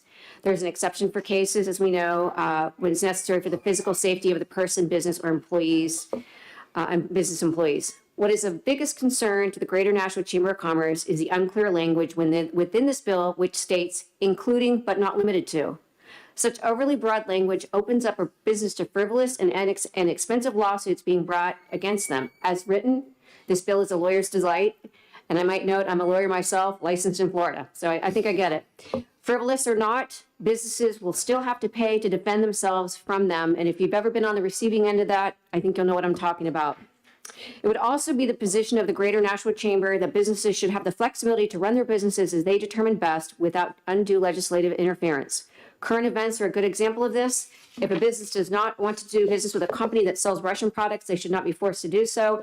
And legislation such as HB 1469 is currently drafted takes that option away from business owner. Thank you for your time and consideration. Thank you. Questions? Seeing none, thank you very much. Mike, I waited until you left the room before I called on you, but come on up. Perfect time. My apologies, I was not able to get the printer working at the Holiday Inn across the street for testimony, but I can get that to you electronically. My name is Mike Crone from the Consumer Data Industry Association. We're a trade association based out of Washington, D.C., but before I get into my testimony, I just going to say it's great to be back in the Granite State. 4 years, for the best years of my life were spent up the road, about 11 exits at Plymouth State, so I always enjoy getting a trip back up here. I know some folks aren't in the best mood today with this legislation, but I am happy to be here, and maybe I'll get an extra night out of it in town as well. So anyway, I'll get into my testimony. Chairman French, Vice Chairman Gannon, and members of the Senate Commerce Committee, My name is Mike Crone with the Consumer Data Industry Association, CDIA for short. It's a lot easier to say. I am here on behalf of, for House Bill 1469. A little bit about the association I work for. We're an international trade association based out of Washington, D.C., founded a long time ago in 1906. We represent the consumer reporting agencies with about 120 members scattered throughout the country, the big three nationwide credit bureaus, regional credit bureaus, specialized credit bureaus, as well as some of the largest background checking and tenant screening companies, along with large public record companies as well. You've heard a number of the concerns here, but rather than outline some of those other ones, I kind of want to point to just a few specifics here with the bill, and that there's several factors the bill prohibits, but some of these factors would create new risks for financial transactions and lending, employment, housing, and even public safety matters. The bill, as some other members have noted, is drafted fairly broadly and does apply to companies outside of banks and financial institutions, which clearly broadens its scope beyond its intent. The bill will obviously impact lending to consumers. A couple ways I'd like to point that out is that it would prohibit the use of your place of employment, income. Those are often large factors in the underwriting process, along with the review of any property or investments owned. That's also a big impact in individuals' credit report. Credit reports are also, which was mentioned, I believe, by the State Department of Banking here, that the Fair Credit Reporting Act comes into play with the information that our members have, and it's heavily regulated. And these are, it's going back to risk as well, which has been brought up here. The more factors you have in a process helps mitigate risk. So when you start getting rid of factors, you open the door for increased risk by not getting a full picture of someone's financial history and their past, present, future. Just for reference, a typical credit report goes back 7 years. So it's important to look at that payment history when you want to lend to somebody. And there's strict regulations on the accuracy of information in credit reports, along with a lengthy list of rights you have to correct this information if any of it's wrong. And there's significant penalties for that. There are many of happy attorneys out there to litigate and take some of my members to court when they do, in the instance, rarely when they do mess up though. One other aspect I'd like to get into that I don't believe has come up too much yet, but in addition to the credit reporting side, which has been brought up quite a bit here, there's employment and housing aspects as well with this legislation that could come into play because of its broad applicability.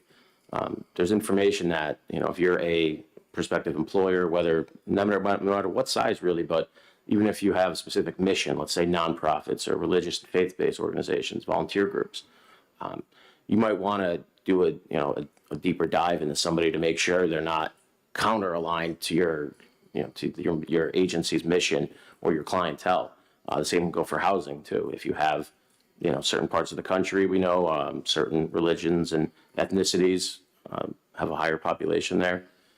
You don't want to put somebody in a place that they could do bad, cause harm or do bad things to people based on their views or opinions on things in the world or some organizations they might be a part of.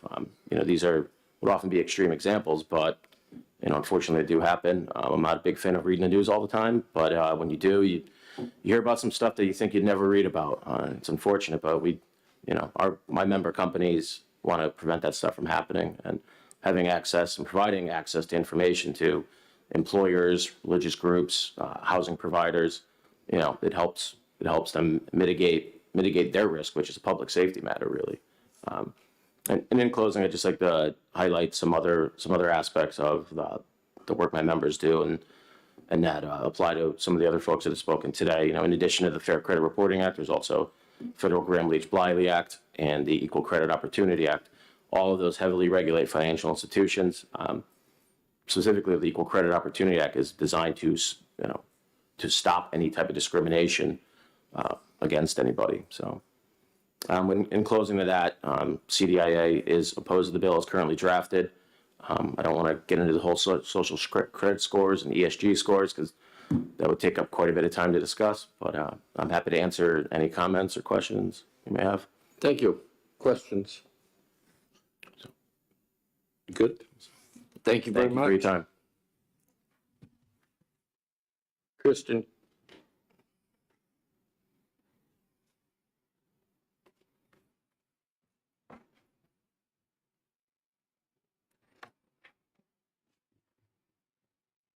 Good afternoon, Mr. Chairman, members of the committee. I will be exceptionally brief because I respect your time. So my name is Kirsten Koch for the record, and I am the Director of Public Policy for BIA. I'm here today to express BIA's opposition to House Bill 1469. We believe this bill is a solution in search of a problem. It prohibits banks, credit unions, and businesses from engaging in discrimination based on subjective standards. We believe that this bill, if passed, would be nearly impossible to enforce. Someone would have to admit to discrimination because there's no other way to show it that it had taken place. So in conclusion, BIA respectfully would ask this committee to find this bill inexpedient to legislate. And I thank you for your consideration, and I'm happy to answer any questions. Thank you. Questions? Seeing none, thank you, Kirsten. Thank you.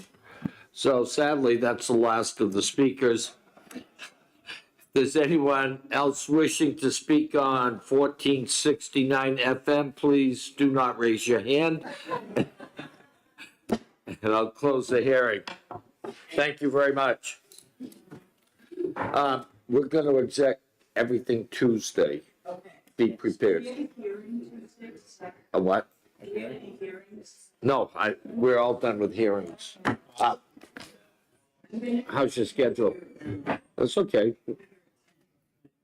We'll go 10. That'll be fine. I'll start at 10. 10's good. I like 10. I'll sleep later. 10. Yeah. We'll start at 10. You do want to vote on all this, right? Yeah. Good. We're adjourned. Lawyers got some money.